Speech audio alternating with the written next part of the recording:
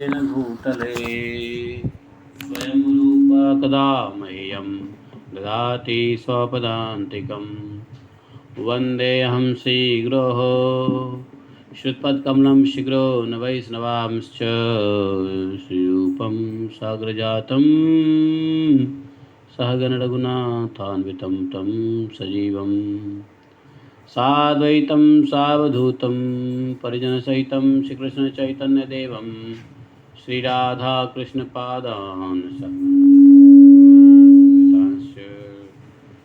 हे कृष्ण करुणा सिंधो दीनबंधु जगत्पते गोपेश गोपिका कांतं राधा कांतं नमोस्तुते। तप्त कांचन गौरांगी राधे वृंदावनेश्वरी वृषभानुसुते देवी प्रणमामि हरिप्रिये। वाञ्छाकल्पतरुभ्यश्च कृपा सिन्धुभ्यैव च पतितानां पावनेभ्यो वैष्णवेभ्यो नमो नमः। जय श्री कृष्ण चैतन्य प्रभु नित्यानंद श्री अद्वैत गदाधर शिवासादि गौर भक्तवृंद।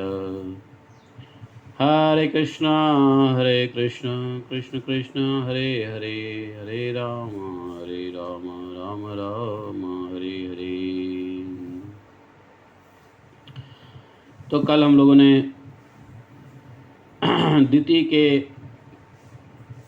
गर्भ से हिरण्यकशिपु और हिरण्याक्ष का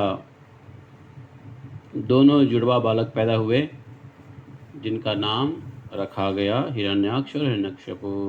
सुत जी कहते हैं और ब्रह्मा जी की अन्य प्रकार की सृष्टि भी करेंगे।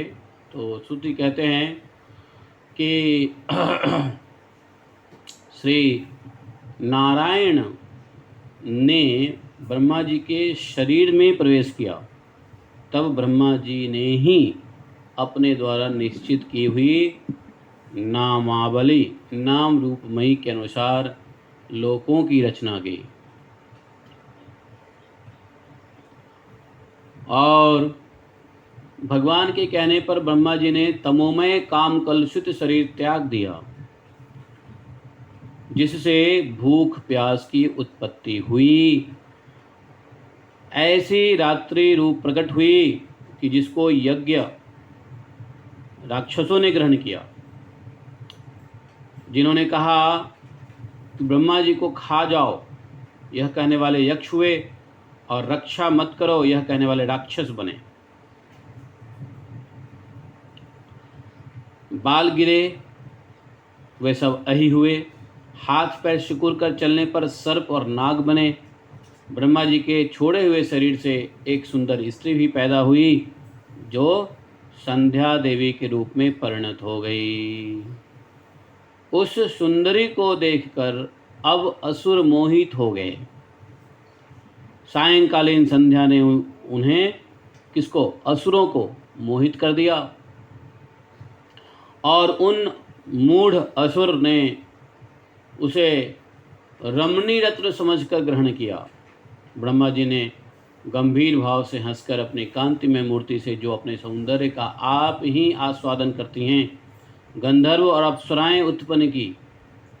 एक बार ब्रह्मा जी ने अपना प्रतिबिंब देखा, तब अपने को बहुत सुंदर मानकर इस प्रतिबिंब से किन्नर और किमपुरुष उत्पन्न किए।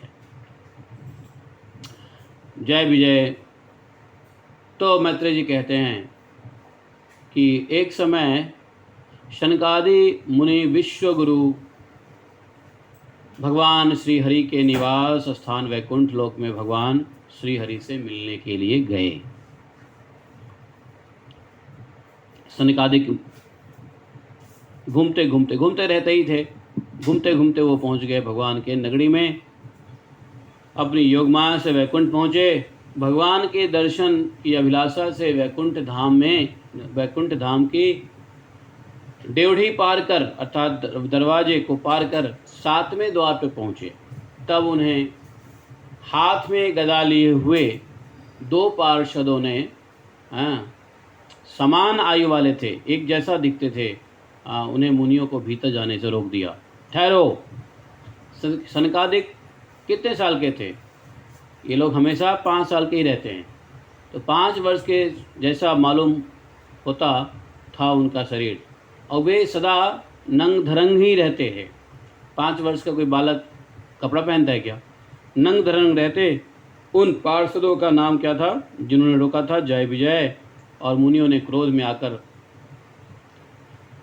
श्राप दे दिया, और उस श्राप, उस पाप, बोला कि आप उस पाप योनि में जाइए, जहाँ काम, क्रोध और मोह 3 शत्रु का निवास रहता है, ऐसे पाप योनि में जाओ। तो वैकुंठ में ऐसे लोगों का क्या काम है? वैकुंठ में ऐसे मदमत्त लोगों का क्या काम? आप लोग ऐसे शत्रु योनि में जाइए जिसमें काम, क्रोध, मोह होते हैं। सनक आदि मुनि द्वार पार करके वैकुंठ धाम पहुँचे, जहाँ भगवान श्री लक्ष्मी सहित विराजमान थे। भगवान ने उन ब्रह्म ऋषियों को आते देखा, फौरन उनको खबर मिली भगवान को। भगवान उस द्वार तक स्वयं आए, उनका स्वागत किया, और भगवान को पता चला कि इन मेरे पार्षदों ने इनको रोका है, इस कारण मुनि ने क्रोध में आकर के पार्षदों को श्राप दे दिया है। तो पार्षद ने आकर भगवान से प्रार्थना की। भगवान ने पार्षदों से कहा कि मैं ब्रह्म श्राप को नहीं हटा सकता। भगवान से जय विजय ने भी रिक्वेस्ट किया कि इन्होंने श्राप दे दिया है, कुछ तो उपाय करो। भगवान ने कहा देखो, मैं ब्रह्म श्राप को तो टाल नहीं सकता, हाँ मैं इतना कर सकता हूँ कि श्राप पूरा होने के बाद जल्द ही अपने पास बुला लूँगा। मुनियों ने वैकुंठ धाम का प्रसन्नतापूर्वक दर्शन किया और भगवान के द्वारा बहुत कुछ प्राप्त किया। फिर भगवान की परिक्रमा की और साष्टांग दंडवत करके भगवान की आज्ञा प्राप्त करके अपने धाम को वापस लौट आए। जय विजय ब्रह्म श्राप से ही भगवत धाम में ही श्रीहीन हो गए। उनका सारा गल मलित और शांत हो गया।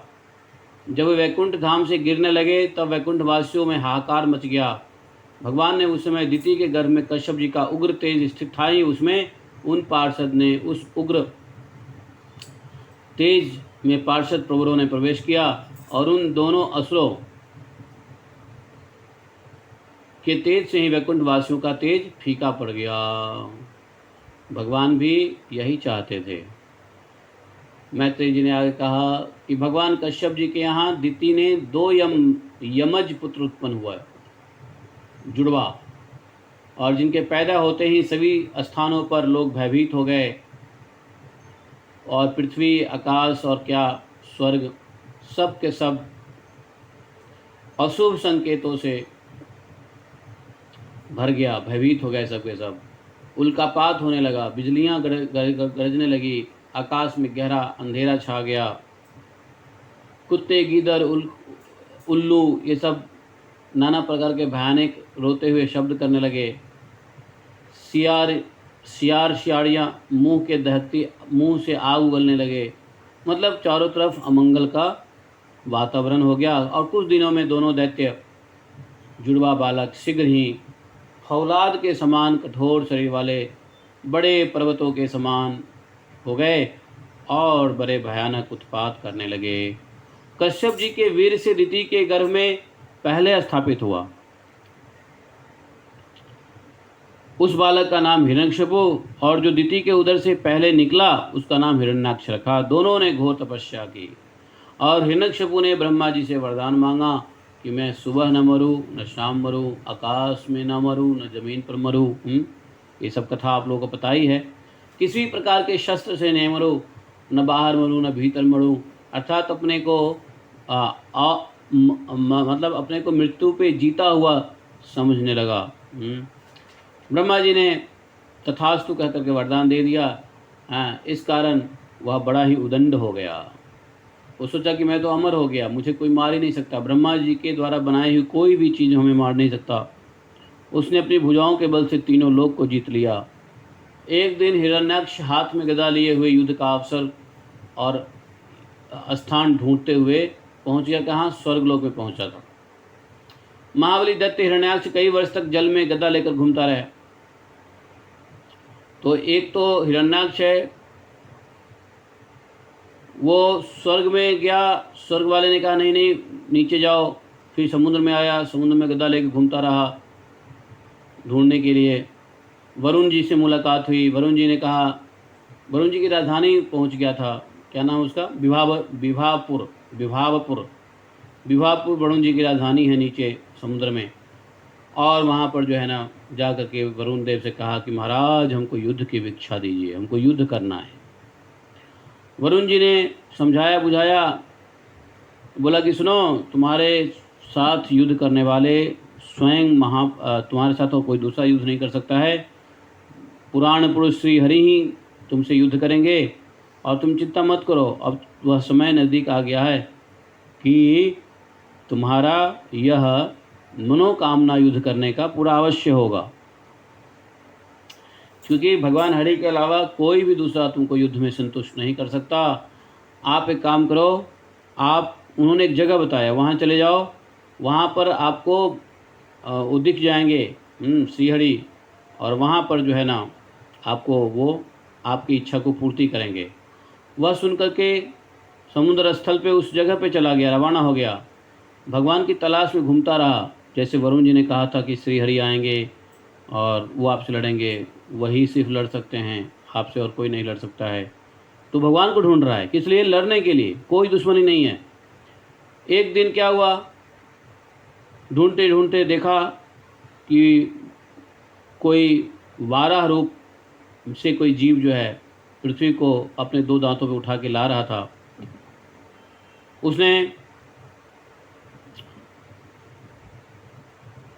तब उसने इस पृथ्वी को रोकने की कोशिश की और मुठभेड़ लिया।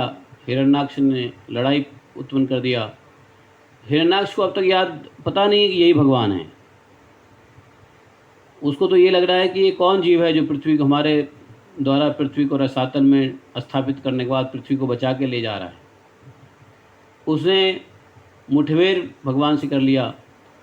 पानी में ही बड़ा घमासान युद्ध हुआ। 12 भगवान ने गदा से और तथा सुदर्शन चक्र से उसका वध कर दिया। थोड़े देर के बाद थोड़ा खिलाया पिलाया उसको, खूब जो है ना लड़ाई करने की जो थी शरीर में, उस सभी को शांत किया। और अंत में भगवान ने गदा और सुदर्शन चक्र से उसका वध कर दिया। हिरण्याक्ष को मारकर भगवान फिर से पृथ्वी को रसातल से ऊपर लाए और निश्चित स्थान पर ला करके रख दिया भगवान ने।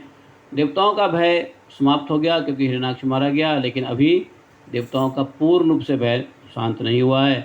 हिरण्याक्ष को थोड़ा शांत तो हुआ और देवता भयभीत थे, उनको राहत मिली। सब देवता ने 12 भगवान की पूजा की और फिर भगवान ने अपना कार्य करके 12 भगवान अंतर्ध्यान हो गए।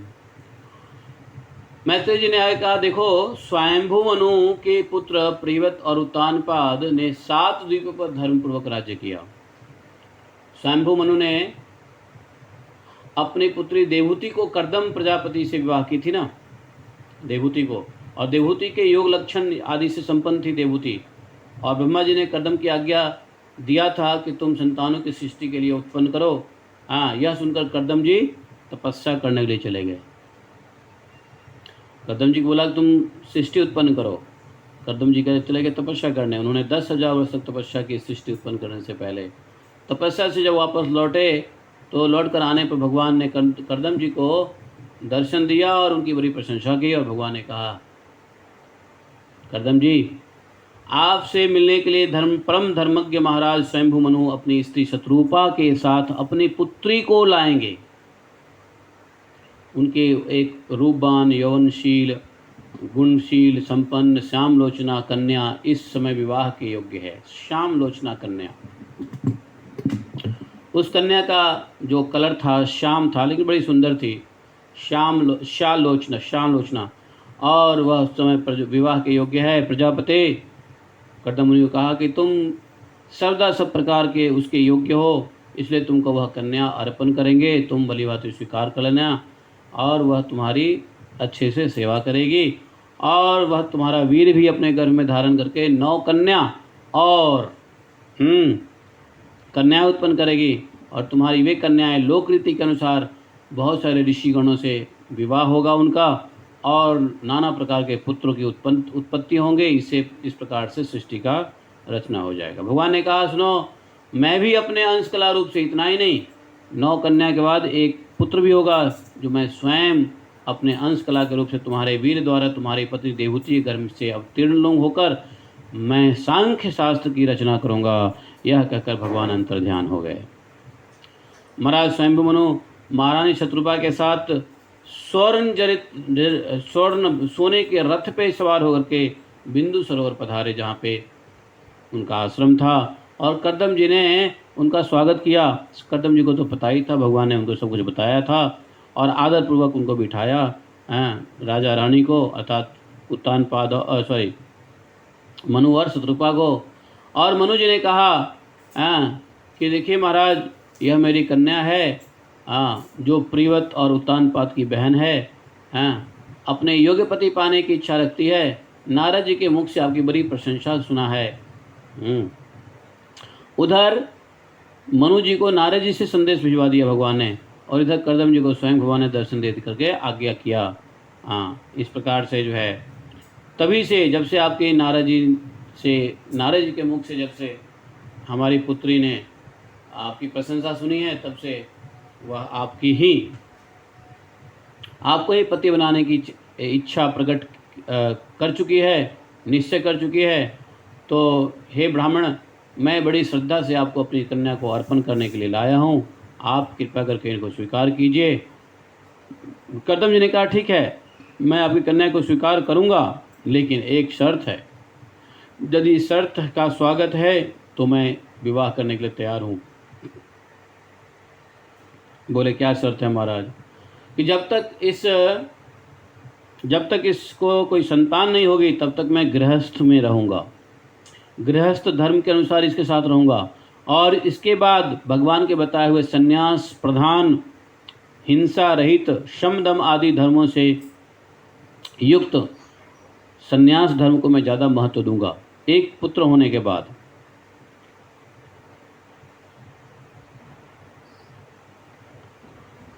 संतान बोला, पुत्र तो नहीं बोला, संतान बोला। संतान में पुत्र पुत्री कुछ भी हो सकता है। तो बोला कि यह शर्त मंजूर है, तो ठीक है। शंभु मनु को तो, और शंभु मनु के पुत्रों को तो हाँ उनका तो हाँ था, लेकिन शंभु मनु ने अपने पत्नी शत्रुपा को देखा। शत्रुपा से कहा कि देखो भाग्यवान, इनका शर्त देखो, इसी शर्त पर विवाह करेंगे, यदि शर्त मंजूर हो तो ठीक है, वरना लौट चलते हैं। लेकिन शत्रुपा जी ने भी कहा, ठीक है, हमें यह शर्त मंजूर है। देवहूति ने भी कहा कि हमें शर्त मंजूर है। तब जाकर के देवहूति और कर्दम जी का विवाह हुआ है, और उनको वहीं पर छोड़ करके, देवहूति को वहाँ पर छोड़ करके मनु जी रथ पर सवार होकर बर्हिष्मती नगर को वापस चले गए, और जहाँ उनकी राजधानी थी, मनु की राजधानी थी बर्हिष्मती। जहाँ पृथ्वी को रसातल से पानी से ऊपर लाने के बाद भगवान वाराह ने अपने शरीर को कंपाया था। जब पृथ्वी को रसातल से निकाल कर लाए, तो वाराह भगवान ने अपने शरीर को झाड़ा था और कपाया था, कंपन किया था अपने शरीर में, जिससे क्या हुआ, उनके शरीर से बहुत सारा रोमकूप झड़ा, और वो रोमकूप पृथ्वी पर जाकर के कई जगह पर गिर गया। वही रोम क्या हुआ, कुश और काश कहलाए। मैत्री जी ने कहा कि देवहूति प्रतिदिन अपने पति कर्दम जी की बड़ी प्रेम से सेवा करती थी। गृहस्थ जीवन चल रहा था। कर्दम जी बड़े तपस्या में तभी लगे थे, गृहस्थ में थे, और देवहूति पूरी तप योग से कर्दम जी की सहायता करने लगी। देवहूति कर्दम मुनि के सेवा में वह बहुत कमज़ोर हो गई, दुबली पतली हो गई, कृशकाय हो गई। कर्दम जी को एक दिन अचानक उसके ऊपर ध्यान गया कि ये तो बहुत काफ़ी पतली दुबली हो गई है, खाती कम है, सोती कम है, सेवा के चक्कर में। तो उन्होंने कहा कि देखो, मैं तुम्हारी सेवा से बड़ा प्रसन्न हूँ और पराभक्ति से, देखो यहाँ पराभक्ति बताया है, पति की सेवा। तो बोले, कर्दम जी ने कहा कि मैं तुम्हारी उत्तम सेवा और पराभक्ति से बड़ा प्रसन्न हूँ, संतुष्ट हूँ। मैं तुम्हें दिव्य दृष्टि प्रदान करता हूँ। तुम मेरी सेवा से ही कृतार्थ हो गई हो। अपने पतिव्रत धर्म करने से ही तुम्हें दिव्य भोग प्राप्त हो गए हैं। तुम उन्हें भोग सकती हो। देवहूति को शंका हुआ। क्या शंका हुआ? देवहूति ने कर्दम जी से कहा कि प्रभु, आपने जो प्रतिज्ञा की थी, देखो स्त्री को कुछ भी आप दे दो भोग, दिव्य भोग दे दो, दिव्य चक्षु दे दो, स्त्री को कुछ नहीं चाहिए। इतना भोग और दिव्य चक्षु देने के बावजूद भी कर्दम देवहूति को प्रसन्नता नहीं हुई, बल्कि उसको शंका हुआ और कहा कि महाराज, आपने एक प्रतिज्ञा की थी। क्या? गर्भाधान। गर्भाधान होने तक आपने कहा था कि मेरे साथ आप गृहस्थ सुख का उपभोग करेंगे। आपने वो तो किया नहीं। अभी पुत्र प्राप्ति के लिए गर्भाधान हुआ नहीं। हमें इस भोग और ये ऐश्वर्य और क्या बोलते हैं उसको, दिव्य दृष्टि से क्या लाभ है? तो कर्दम जी ने अपनी पत्नी की इच्छा को पूर्ण करने के लिए वो स्वयं योग में स्थित हुए। उन्होंने अपने योग विद्या से क्या किया? एक रथ का निर्माण किया, बहुत बड़ा रथ, बड़ा सुंदर रथ। उस विमान में सभी प्रकार की सामग्री मौजूद थी और वह विमान सुंदर सुंदर वस्तुओं से सजा हुआ था, जिसे कर्दम जी जहाँ चाहते मन की गति से वो चला करता था। कर्दम जी ने स्वयं कहा कि प्रिय, आप एक काम करो, जाओ अब सरोवर, बिंदु सरोवर में स्नान करो और स्नान करके रथ पर सवार हो जाओ। और फिर देवहूति को सभी दासियों ने बढ़िया से सजा धजा दिया, स्नान ध्यान करा के, आभूषण वस्त्र। इसे योग शक्ति से देवहूति के जितने भी शरीर में हड्डियां निकली थी, सब बढ़िया हो गया, हिष्ट पुष्ट हो गई, सुंदर सी हो गई। और उनको फिर सजा के कर्दम जी ने देवहूति के साथ सारा भूमंडल पर, यहाँ तक मेरु पर्वत की घाटियों में विहार करके अपने पुनः आश्रम में लौट आए। देवहूति को कर्दम जी ने संतान प्राप्ति के लिए उत्सुक देखा। तब भगवान के आदेश को कर्दम जी ने स्मरण किया और उन्होंने अपने स्वरूप को 9 भाग में विभाग किए। कर्दम जी ने अपने स्वरूप के 9 भाग में विभाग किया और 9 विभागों से 9 कन्या उत्पन्न किए। एक ही साथ 9 कन्या उत्पन्न किया। अब देवहूति ने देखा कि जैसे कर्दम जी ने प्रतिज्ञा कर लिया था कि अब हम जैसे संतान उत्पत्ति होगी तो हम छोड़ देंगे, गृहस्थ छोड़ देंगे संन्यास धर्म को पालन करने के लिए। तब कर्दम जी से देवहूति ने कहा कि महाराज, आपने जो प्रतिज्ञा किया था वो तो आपने पूरा किया, संतान उत्पत्ति तो हुई, लेकिन महाराज हम इतने बेवकूफ़ या हम इतने नादान निकले कि आप जैसे महान मुनि के संग में रह करके, आप जैसे महान मुनियों के संग में रहते हुए भी हमने आत्मकल्याण की विषय वस्तु नहीं समझी। हम कहाँ घर गृहस्थी में फंस गए, कहाँ बच्चे के चक्कर में फंस गए, कहाँ भोग के चक्कर में पड़ गए। लेकिन अब आप आश्रम छोड़ के चले जाओगे, गृहस्थ आश्रम छोड़ के चले जाओगे, लेकिन हमारा उद्धार कैसे होगा, हमारा आत्यंतिक कल्याण कैसे होगा?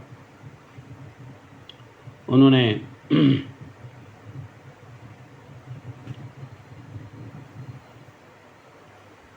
वो बोले कि मैं भगवान की माया से ठगी गई हूँ, जो आप जैसे मुक्तिदाता पतिदेव को पाकर के भी मैंने संसार बंधन से छुटकारा पाने की इच्छा नहीं की, है ना। उसी समय मनु जी को हृदय में ज्ञान उत्पन्न हुआ। मैत्रेय जी कहते हैं कि देवहूति ने जब ऐसी बातें कही तब कर्दम मुनि को भगवान विष्णु के कथन का स्मरण हो आया। भगवान की जो कथन थी स्मरण हो आया कि मैं स्वयं अंश अवतार में आपके पुत्र के रूप में आऊँगा।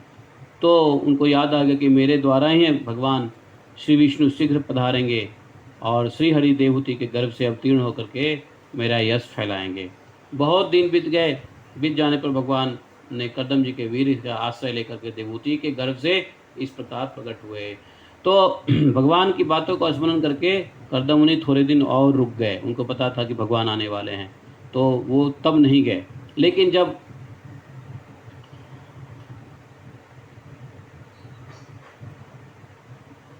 देवहूति के गर्भ से भगवान जब प्रकट हो गए, उसी समय सरस्वती नदी से घिरे हुए कर्दम जी के आश्रम में मरीच आदि मुनियों सहित यहाँ तक भगवान ब्रह्मा जी स्वयं पहुँच पधारे। ब्रह्मा जी ने कहा, हे प्रिय कर्दम जी, तुम्हारी सुंदर कन्या और अपने वंश द्वारा इस सृष्टि को अनेक प्रकार से बढ़ाओ। आप मरीचि आदि मुनिवरों को उनके स्वभाव और रुचि के अनुसार अपनी कन्या को अर्पण कर दो। अभीष्ट मनोरथ को पूर्ण करने वाले आदि पुरुष नारायण ही अपनी योग माया से कपिल के रूप में अवतीर्ण हुए हैं। आप सिद्ध गणों और स्वामी और सांख्यचार्य के भी माननीय होंगे। कपिल देव भगवान को बोला सांख्यचार्य लोकों में अपनी कीर्ति का विस्तार करेंगे और कपिल मुनि के नाम से विख्यात होंगे। पहले तो ब्रह्मा जी ने प्रार्थना की, कपिल देव जी को प्रार्थना करने के बाद कर्दम मुनि को बताया अपनी 9 कन्याओं किस उसको देना है। और कपिल देव के बारे में ब्रह्मा जी ने भविष्यवाणी की, यह कपिल मुनि से विख्यात होंगे और इस प्रकार से वो सांख्य योग फिलॉसफी का वो करेंगे। ब्रह्मा जी की आज्ञा के अनुसार कर्दम जी ने अपनी कला नाम की कन्या मारीचि को दिया, अनुसूया अत्रि को दिया, श्रद्धा अंगिरा को दिया, हविर्भुः कन्या पुलस्त्य को दिया, पुलस्य और गति नाम की कन्या पुलह को दिया, और साध्वी क्रिया नाम की कन्या कृतमुनि को दिए, ख्याति नाम की कन्या भृगु जी को दिया, अरुंधति नाम की कन्या वशिष्ठ जी को दिया, और शांति नाम की कन्या अथर्व ऋषि को समर्पण कर दिया। भगवान कपिल देव जी के कहने पर कर्दम जी परिक्रमा किए भगवान कपिल देव का, और फिर कहाँ चले गए? वन में चले गए। द्वेष रहित सर्वत्र समबुद्धि और भगवत भक्ति में लग करके कर्दम जी ने भगवान का परम पद प्राप्त किया। अब चले गए इधर। मैत्रेय जी ने कहा कि देखो विदुर जी, कर्दम जी के वन में चले जाने पर भगवान कपिल देव जी माता को प्रसन्न करने के लिए कुछ दिन बिंदुसार में रहे, और देवहूति ने भगवान कपिल देव से बहुत सारे आत्मकल्याण संबंधी प्रश्न किए, और उसमें सबसे पहला प्रश्न किया था कि दुष्ट इंद्रियों की विषय लालसा से उब गई हूँ। इन देह के आदि में जो मैं मेरेपन का दुराग्रह है वह भी आपके कारण हुआ है, तो आप मेरे इस मोह को दूर कर दीजिए। माता के इस प्रश्न को सुन करके भगवान ने माता का अभिप्राय जान लिया कि माता आत्मकल्याण की ज्ञान चाहती है।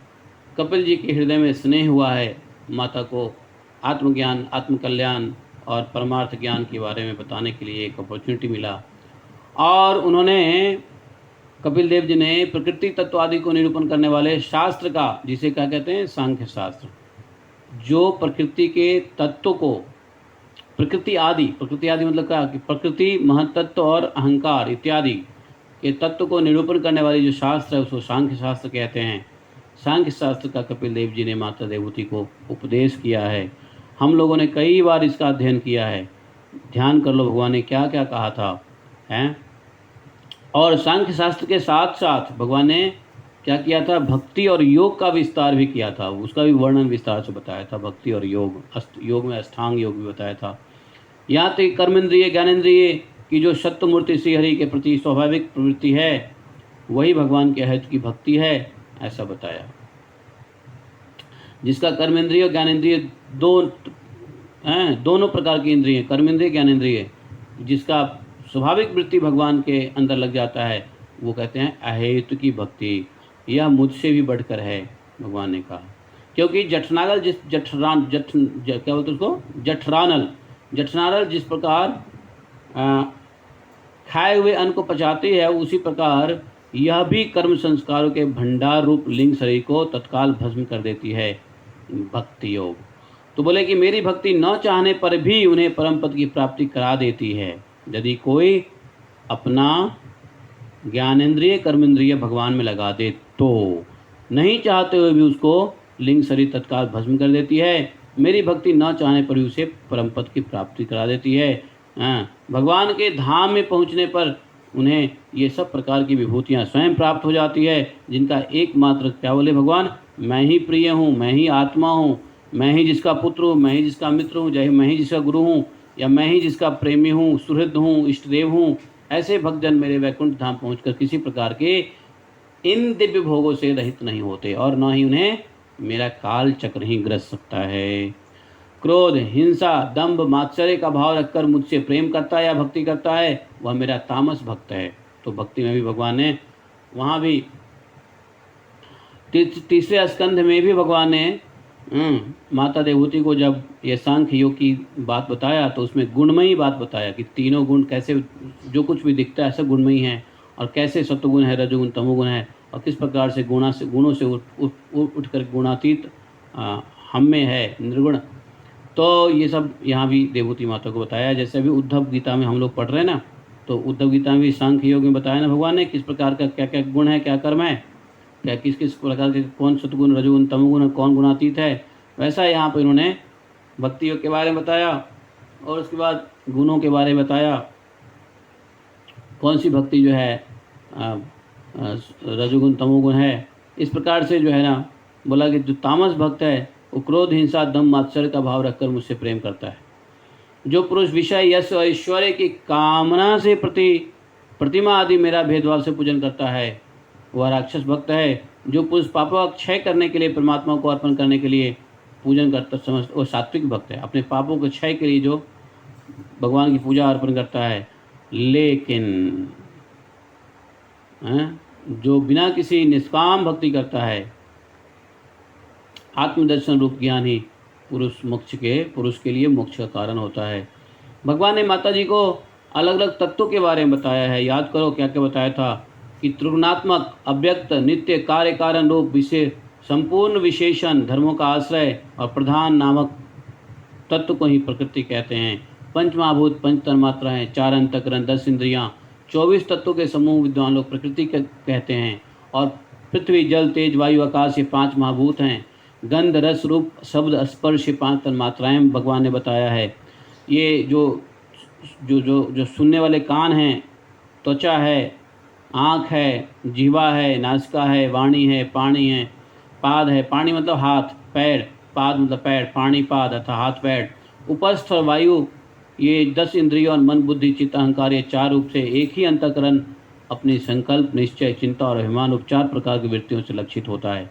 भगवान ने ये सब ज्ञान डिटेल में दिया है, लेकिन ब्रीफ में मैं बता रहा हूँ कि तत्वज्ञानी पुरुषों ने 24 तत्वों की संख्या बतलाई है। इनके सिवाय जो काल है वह 25वां तत्व है। भगवान इस प्रकार माया के द्वारा सब प्राणियों के भीतर रूप से और बाहर काल रूप से व्याप्त है। वे भगवान ही 25वां तत्व हैं।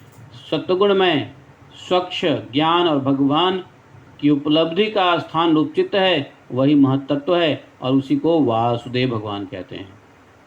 सत्वमय गुण, स्वच्छ ज्ञान और भगवान की उपलब्धि का स्थान चित्त है, वो महत्त्व है, और उसी को वासुदेव भगवान कहते हैं। चित्त के अधिष्ठात्री कौन है? वासुदेव ही हैं, जिसे अध्यात्म में चित्त कहते हैं, और उसी को अधिभूत में महत्त्व कहा जाता है।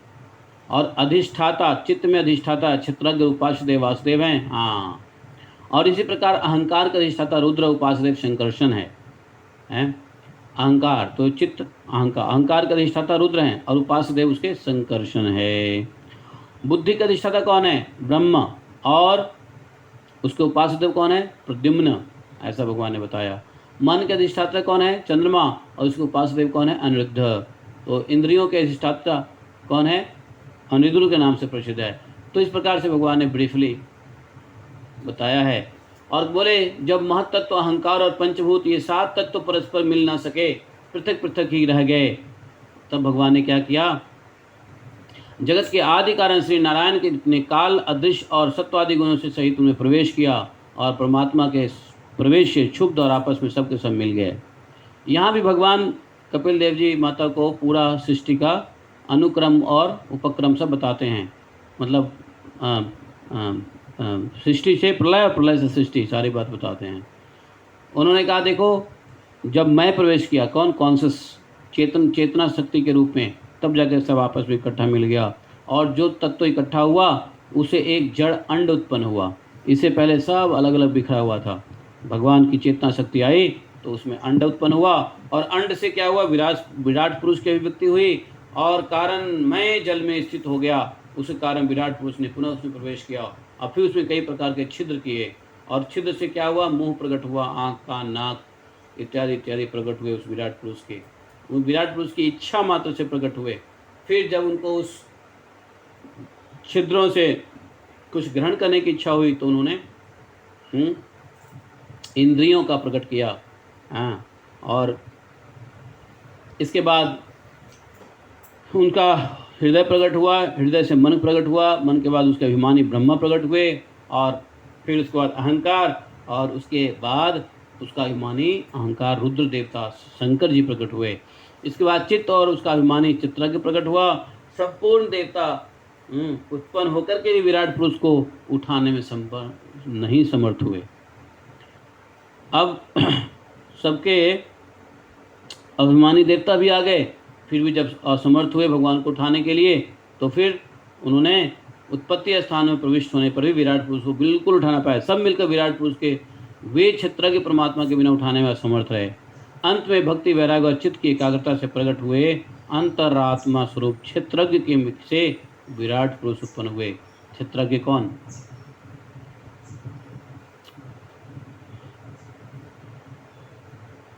आत्मा। तो भगवान कहते हैं कि जब जीव मनुष्य शरीर में जन्म लेता है, ये सारी बात अभी देवहूति माता को बता रहे हैं, जब जीव मनुष्य शरीर में जन्म लेता है तो पुरुष के वीरकण द्वारा स्त्री के उदर में प्रवेश करता है। और भगवान वहाँ पर देवहूति माता को बता रहे हैं किस प्रकार से मनुष्य योनि कैसे आता है। तो इसकी उत्पत्ति कैसे होती है? पृथ्वी से। पृथ्वी से क्या बनता है? अन्न। अन्न से क्या बनता है? अन्न भोजन करते हैं ना, तो अन्न से क्या बनता है? वीर्य। वीर्य स्त्री के उदर में प्रवेश करता है और स्त्री के रज से मिल करके, वो रज भी कहाँ से आता है? अन्न से ही आता है। वीर्य भी अन्न से बनता है, रज भी अन्न से बनता है। जो स्त्रियां खाती है उससे रज बन जाता है, पुरुष खाता है उससे वीर्य बन जाता है। और इस प्रकार दोनों को मिल करके एक कलकल बुदबुदा टाइप के वस्तु उत्पन्न होती है। 5 दिन में वो बुदबुदा रूप आ जाता है, कलकल से बुदबुदा आ जाता है। बुदबुदा से 10 दिन में वो बेर जितना बन जाता है। भगवान ने देवहूति को इस तरीके से सिस्टम बताया है। और बेर कैसा होता है? बेर थोड़ा हार्ड हो जाता है, तो वो कठिन हो जाता है। उसके बाद मांसपेशी अंडे के रूप में परिणत हो जाती है। 1 महीने में सिर निकल जाता है, 1 महीने में गर्भ का सिर निकल जाता है, 2 महीने में हाथ पैर निकलते हैं, हाँ, और 3 महीने में नख, रोम, अस्थि, चर्म, स्त्री पुरुष के चिन्ह और अन्य छिद्र उत्पन्न हो जाते हैं। 4थे महीने में भूख प्यास लगने लग जाती है बच्चों को गर्भ में। 6ठे महीने में झिल्ली से लिपट कर वह दाहिनी कोख में घूमने लगता है। और माता के खाए हुए अन्न से जब धातुएं पुष्ट होने लगती है तब वह कोमल जीव तो वहाँ पेट में कोमल ही होता है। गर्भ के भूखे कीड़े, गर्भ के अंदर भूखे जो कीड़े होते हैं वो उस बालक को गर्भ में नोचते हैं, अंग प्रत्यंग को नोचते हैं। क्लेश के कारण दुखी रहता है वह बालक। वह जीव माता के गर्भाशय में झिल्ली से लिपटा हुआ, आंतों से घिरा हुआ, उसका सिर पेट की ओर तथा पीठ गर्दन में कुंडलाकार मुड़े हुए होते हैं। 7वें महीने में ज्ञान शक्ति उत्पन्न होने लगती है। हाथ जोड़कर वह प्रभु की स्तुति करता है और जिसने माता के गर्भ में डाला है। जठराग्नि से पेट में गर्मी उत्पन्न होती है और वह उससे जलता रहता है। 10वें महीने में जीव गर्भ से अधोमुख बालक को प्रसव काल की वायु बाहर आने के लिए धकेल दे देती है। 9 महीने जब पूरे हो जाते हैं तो, अर्थात 10वां महीना लग जाता है, तो 9 महीने तक घर में रहते हैं। 9 महीने के बाद 10वां महीना लगे तो क्या होता है, फिर प्रसव वायु से जीव को बाहर धकेल देती है। बेचारा बालक नीचे सिर करके बड़े कष्ट से बाहर निकलता है। बाहर आने पर उसकी पूर्व स्मृति नष्ट हो जाती है। पृथ्वी पर माता के मूत्र और रुधिर कहते हैं किसको, रक्त और मूत्र में पड़ा हुआ बालक छटपटाता रहता है। गर्भवास का सारा ज्ञान नष्ट हो जाता है। उसकी त्वचा कोमल होती है, उसे डांस, मच्छर, खटमल आदि काटते हैं, सिवाय रोने के कुछ नहीं हो सकता, कुछ नहीं कर सकता, बालक है। इस प्रकार बेचारा थोड़े दिन आगे बढ़ता है, बाल्य और पौगंड अवस्था में आता है और हर अवस्था की दुखों को भोगता हुआ वह युवा अवस्था में पहुंचता है। उस समय वह इच्छित भोग प्राप्ति के लिए भागता है। जब भोग प्राप्त नहीं होता है तो शोक हो जाता है और अविद्या और कर्म के सूत्र में बंध जाने के कारण तरह तरह के नाना प्रकार के कर्म करता है और कर्म से कर्म बंधन में बार बार इस संसार चक्र में आना पड़ता है।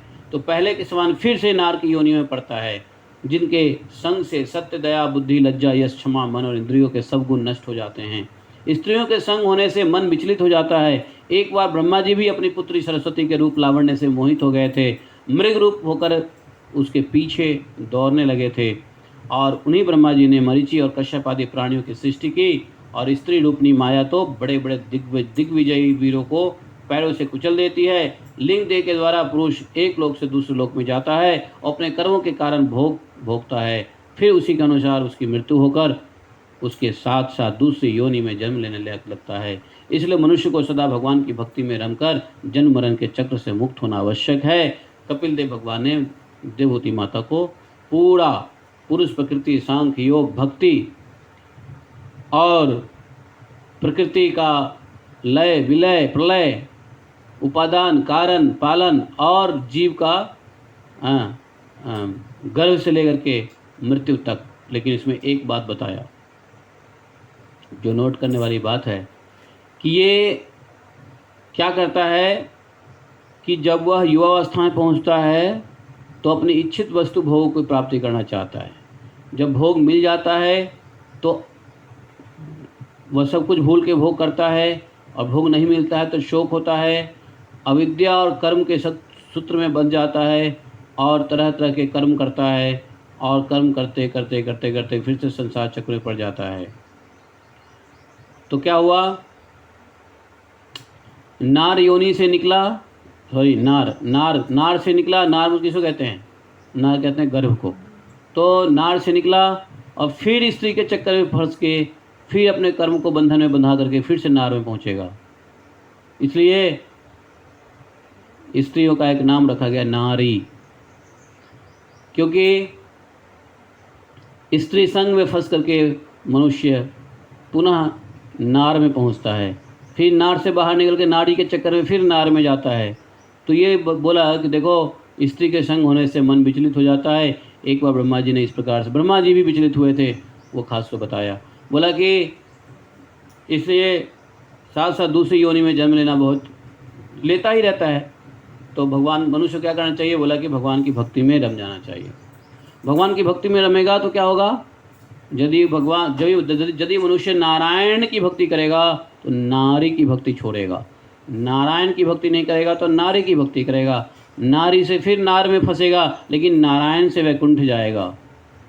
तो ये ज्ञान दिया। मैत्रेय जी ने कहते हैं कि मनु जी ने अपने कन्या आकुति का विवाह रुचि प्रजापति के अनुसार के साथ पुत्री का धर्म के अनुसार किया था। रुचि भगवान के अनन्य चिंतन करने के कारण ब्रह्म तेज से संपन्न थे। रुचि, उन्होंने आकुति के गर्भ से पुरुष और स्त्री का जोड़ा उत्पन्न किया। वह जोड़ा क्या था, साक्षात यश रूपधारी भगवान विष्णु थे और पुत्री कौन थी, तो स्वयं श्री लक्ष्मी जी की अंश रूपा दक्षिणा थी। मनु जी ने अपनी आकुति के परम तेजस्वी पुत्र को घर ले आए, क्योंकि मनु जी ने कहा था कि पहला बच्चा मैं ले आऊँगा।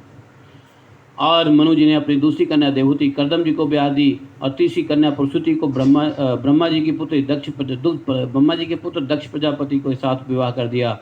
करदम जी की 9 कन्याओं का विवाह 9 ऋषियों के साथ हुआ। भगवान यज्ञ पुरुष ने दक्षिणा के साथ विवाह कराया। दक्षिणा के 12 पुत्र हुए। दक्षिणा से 12 पुत्र हुए। क्या नाम था? तोष, प्रतोष, संतोष, भद्र, शांति, इडस्पति, इधम, कवि, विभु, स्व, सुदेव और रोच थे। ये सब पुत्र ही स्वयंभू मनु मनवंतर में तुषित देवता कहलाए। उस मनवंतर में मरीचि आदि सप्त ऋषि हुए। भगवान यज्ञ ही देवताओं के अधीश्वर इंद्र थे और करदम जी अपनी कन्या कला,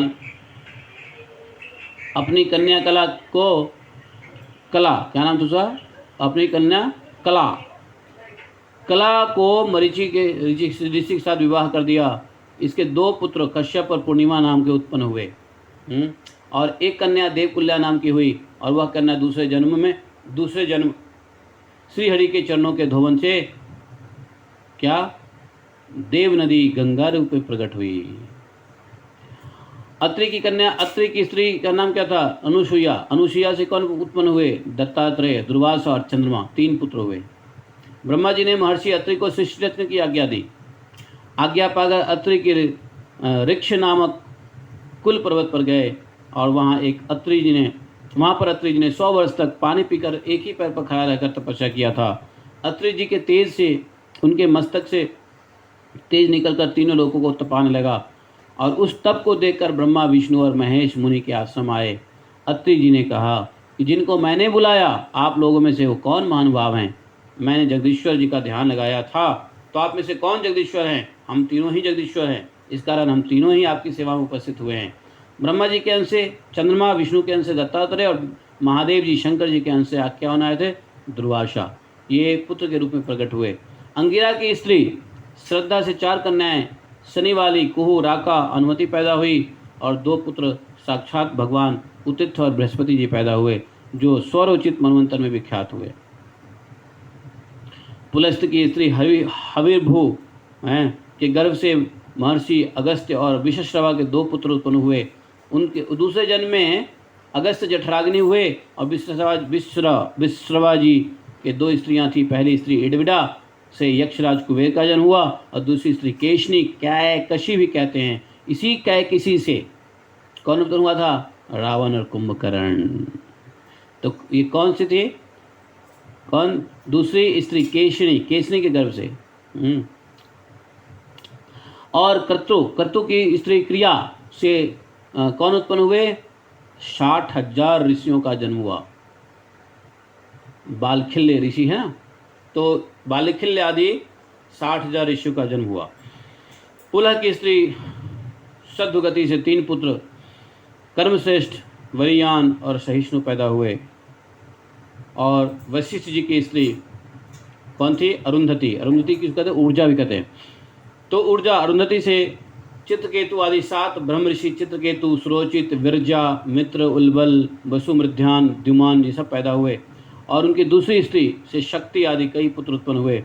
अथर्वा मुनि की स्त्री चिति से दधीचि नाम का तपोनिष्ठ पुत्र उत्पन्न हुआ, जिसका नाम था अश्वशिरा। भृगु जी ने अपने स्त्री ख्याति से धाता विधाता नाम के 2 पुत्र उत्पन्न किए। एक कन्या भगवत प्रायण पैदा की और मेरु ऋषि ने अपनी एक कन्या ययाति का धाता से और दूसरी कन्या नियति का विधाता के साथ विवाह कर दिया। इनके मृकंड और प्राण नाम के 2 पुत्र हुए। मृकंड के मार्कंडे हुए और प्राण के मुनिवर वेदशिरा का जन्म हुआ। भृगु के कवि नाम का एक पुत्र भृगु को एक कवि नाम का पुत्र उत्पन्न हुआ और भी था, लेकिन उसमें भगवान शुक्राचार्य जी उनके पुत्र हुए। उष्णा कहते हैं शुक्राचार्य जी को। ब्रह्मा जी के पुत्र दक्ष प्रजापति ने मनुनंदिनी प्रसूति से विवाह किया। दक्ष प्रजापति ने प्रसूति से 16 कन्याएं उत्पन्न की। दक्ष ने 13 कन्याएं तो धर्म को, 1 कन्या अग्नि को और 1 कन्या समस्त पितृगण को और 16वीं कन्या सती को शंकर भगवान को विवाह कर दिया।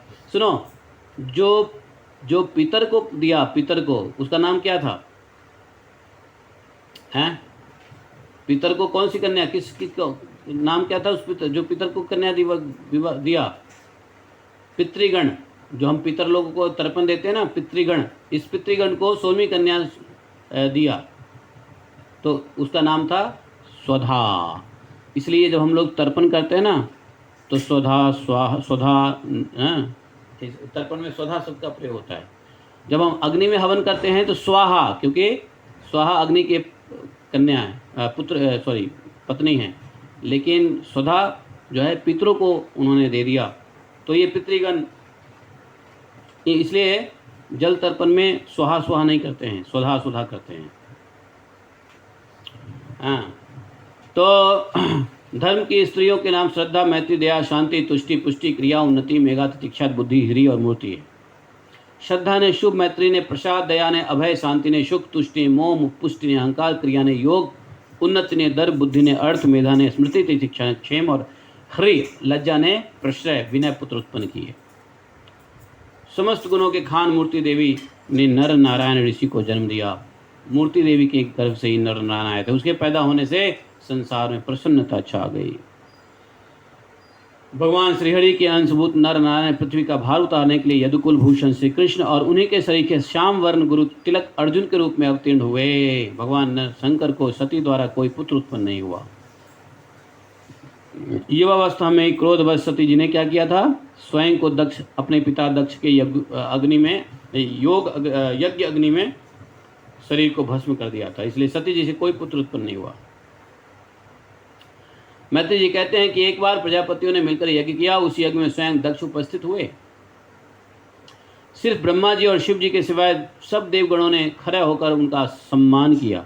ब्रह्मा जी ने इसलिए खड़े नहीं हुआ क्योंकि दक्ष प्रजापति पुत्र थे और शिव जी को खड़ा हो जाना चाहिए, लेकिन नहीं खड़ा हुए। अब मैं कौन होता हूँ कहने वाला, शिव जी ज़्यादा समझदार हैं, तो वो भी खड़ा नहीं हुए।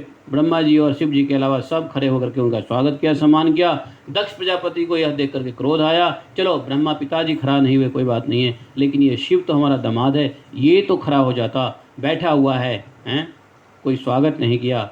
दक्ष ने कहा कि बताओ, मैं ऐसे एक शिष्टाचार की बात कहता हूँ, सबको बोला कि यह निर्लज्ज शिव महादेव समस्त लोकपालों की कीर्ति को धूल में मिला रहा है। मैंने केवल ब्रह्मा जी के बहकावे में आकर भूतों के सरदार आचरण रहित दुष्ट स्वभाव वालों को अपनी भोली भाली बेटी सती जी का ब्याह इस मरकट चक्षु वाले रुद्र के साथ कर दिया। महादेव जी की ऐसी अपमानजनक वाणी को सुन करके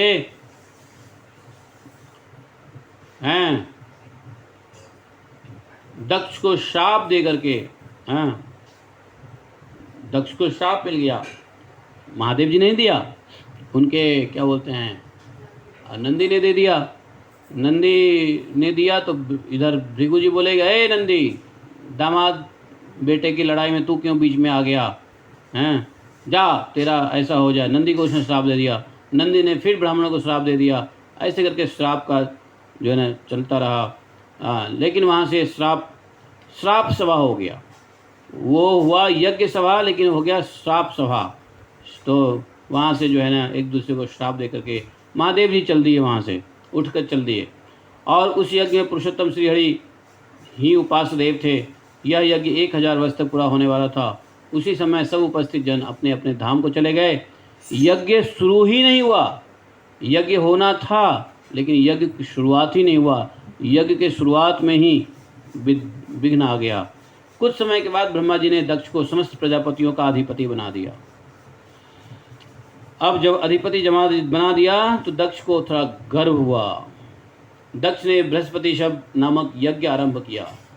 दक्ष ने खासकर इस यज्ञ का आरंभ किया। क्यों? कि शिव जी को नीचे दिखाना है। देखो, कहते हैं ना, ऐसा यज्ञ किसी की हिंसा के लिए किया गया हो, किसी को नीचे अपमानित करने के लिए किया गया हो, उस यज्ञ को कहते हैं तामसिक यज्ञ। तो दक्ष ने एक प्रकार से तामसिक यज्ञ शुरू कर दिया। क्यों? क्योंकि उसको शिव जी को नीचे की दिखाना था। और उस यज्ञ में क्या किया, संपूर्ण देवता अपनी अपनी स्त्री के साथ पधारे। सबको निमंत्रण दिया तो पधारे, लेकिन शिव जी को निमंत्रण नहीं दिया। और दक्ष ने शिव को निमंत्रण नहीं दिया, उसकी वजह से कोई स्थान यज्ञशाला में नहीं रखा गया शिव जी के लिए। सती जी ने पिता के घर होने वाले यज्ञ के विषय में जब सुना, देखा कि सभी देवता अपनी स्त्रियों के साथ जा रहे हैं, तब सती जी ने अपने पति शंकर भगवान को कहा, देखो देखो, मेरे पिता के घर एक बहुत बड़ा यज्ञ उत्सव हो रहा है। मेरी इच्छा है कि मैं भी आपके साथ चलकर यज्ञ में वहाँ अपनी माता बहन से मिल भी आऊँगी और यज्ञ में भी देख आऊँगी यज्ञ को। महादेव जी का, देखो, मैं बिना बुलाए उस यज्ञ में शामिल नहीं होऊंगा। मुझे कोई पत्र निमंत्रण नहीं आया है। तुम बिना बुलाए जाना चाहती हो तो तुम ही जाओ, मगर बिना बुलाए जाने पर मृत्यु का कारण भी बन सकता है। महादेव जी ने बहुत समझाया सती को, परंतु सती ने कुछ नहीं माने, क्योंकि अपने घर वालों का प्यार स्त्रियों के लिए बहुत होता है। अपने माँ बाप, अपना भाई बहन से मिलना बड़ा है। सती जी कुछ नहीं माने, नहीं मैं जाऊंगी। महादेव जी के बिना आज्ञा के सती जी चली गई हैं। हाँ, तैयार हो गई अपने पिता के घर जाने पे। महादेव जी ने अपने पार्षदों को उनके साथ रवाना कर दिया। महादेव जी ने कहा, ठीक है, जब तुम नहीं मानती हो तो पार्षदों का नंदी जाओ, इनको लेके जाओ, घुमा कराओ इनको। सती जी जब यज्ञशाला में पहुंची, तब किसी ने भी सती का सम्मान नहीं किया। पति के बिना कहीं जाओगे तो क्या सम्मान होता है? तो शंकर जी तो थे नहीं। सती जी जो है को देखा कि हमें कोई पूछ ही नहीं रहा है। इसी सती को पहले बहुत घमंड था कि मैं अपने भाई और बाप के यज्ञ में जाऊंगी। हाँ, लगा कि चलो शिव जी नहीं जाएंगे तो हम तो जाएंगे, हमारा तो सत्कार होगा ही, लेकिन किसी ने सम्मान नहीं किया। पिताजी ने भी नहीं। थोड़ा बहुत माँ ने पूछा और कुछ बहनों ने सती को कहा कि आओ आओ, आ गई हो तो आओ। अच्छा, आ ही गई हो तो आ जाओ, है ना, ये कोई सत्कार होता है? लेकिन थोड़ा बहुत दिखावे का भी सत्कार सती जी की माँ ने और बहनों ने किया हैं, लेकिन किसी ने सती जी का स्वागत नहीं किया हैं। और जबकि सती महादेव की पत्नी है। सती जी ने क्या देखा? आश्चर्य हुआ यह देख करके कि यज्ञ में ब्रह्मा जी का, महादेव का कोई स्थान ही नहीं है, हैं? यज्ञशाला में कोई स्थान ही नहीं देखा गया महादेव की। सती जी को बड़ा क्रोध आया है। हाँ, सती देवी ने मौन होकर उत्तर दिशा में भूमि पर बैठकर आचमन करके पीले वस्त्र ओढ़ लिया और अंत में उठकर उस यज्ञ में अपनी आहुति देकर प्राण त्याग दिया। यह सूचना जब महादेव जी को मिली कि सती ने यज्ञ में अपने प्राण की आहुति दे दिया। क्यों? क्योंकि सती को अपने पति का जो इस प्रकार से निरादर बर्दाश्त नहीं कर पाई, क्योंकि सती को लगा कि महादेव का निरादर करने वाले व्यक्ति के यहाँ मैं महादेव के आज्ञा के बिना आ गई हूँ, इसलिए वो अपने आप को हवन के हवाले कर दिया। और महादेव जी को पता चला, महादेव जी को गुस्सा आया और उन्होंने एक जटा उठाकर पृथ्वी पर धराम से पटका। उससे क्या हुआ? एक भयंकर पुरुष उत्पन्न हुआ। क्या नाम था उसका? वीरभद्र। और महादेव जी ने कहा, वीरभद्र जाओ, यक्ष के यज्ञ को नष्ट कर डालो। ठीक है। वीरभद्र ने अन्य गणों के साथ जाकर यज्ञ को नष्ट कर डाला और दक्ष के सिर को धड़ से अलग करके दक्षिण अग्नि में डाल दिया। और वीरभद्र ने किसी की दाढ़ी उखाड़ ली, तो किसी के पैर तोड़ दिए, किसी के हाथ तोड़ दिया, किसी की आंखें नोच लिया, किसी मतलब बहुत सारे लोग जान बचा कर भाग गए हैं। इसके बाद सब गण कैलाश पर्वत पर, शिव जी के सारे गण कैलाश पर्वत पर आ गए। अब क्या हुआ? सभी देवता ब्रह्मा जी के पास पहुँचे। महाराज देखिए ये हाल हो गया है। ब्रह्मा जी ने कहा, देखो शिव जी बड़े कुपित हैं, चलो हम लोग शिव जी को मनाते हैं। शिव जी को मनाने के लिए ब्रह्मा जी सभी देवताओं को लेकर के कैलाश पर्वत पर गए। सबने क्रमशः भगवान शिव जी की प्रार्थना की एक एक करके। ब्रह्मा जी ने शिव को दक्ष की यज्ञ की पूर्ण करने को कहा। भगवान प्रार्थना किया कि हे भगवान, हाँ, आप सबके मूल हैं, आप ही सब यज्ञ को पूर्ण करने वाले हैं, यज्ञ का भाग पाने का आपका पूरा अधिकार है। अब आप इस अपूर्ण यज्ञ का पुनरुद्धार करके अपनी कृपा की इन सब पे कृपा कीजिए, देवताओं पे कृपा कीजिए, ऐसा कीजिए। और साथ में ऐसा भी कीजिए कि यमराज यजमान जो यजमान है इस यज्ञ का, दक्ष अभी मारा गया है, वह फिर से जीवित हो जाए और जो है भग देवता को नेत्र मिल जाए, भृगु को दाढ़ी मूछ आ जाए, पूषा को दांत निकल आवे, क्योंकि पूषा को दांत तोड़ दिया था, भृगु जी की दाढ़ी नोच लिया था, है ना। इस प्रकार से दक्ष को तो मार ही दिया था गला काट करके। तो सबने प्रार्थना किया, हे रुद्रदेव, अस्त्र शस्त्र पत्थरों की बौछार से देवगण और ऋत्विजों के अंग घायल हो गए हैं, सब ठीक हो जाएं। यज्ञ समाप्त हो जाने पर जो शेष बचे वह आपका ही भाग होगा, यह भाग मिलने पर ही यह संपूर्ण होगा। महादेव जी प्रसन्न हो गए, उन्होंने यज्ञ को शुरू करने का कार्य आरंभ कर दिया और भगवान वहाँ पे पधारे। कौन? अष्टभुजधारी भगवान को नारायण स्वयं पहुँच भगवान ने सभी देवताओं को सभी देवताओं ने वहाँ दर्शन करके नमस्कार किया। भगवान के तेज से सबकी कीर्ति फीकी पड़ गई। देवगण और ऋत्विजों के जो अंग घायल हो गए थे सब ठीक हो गए।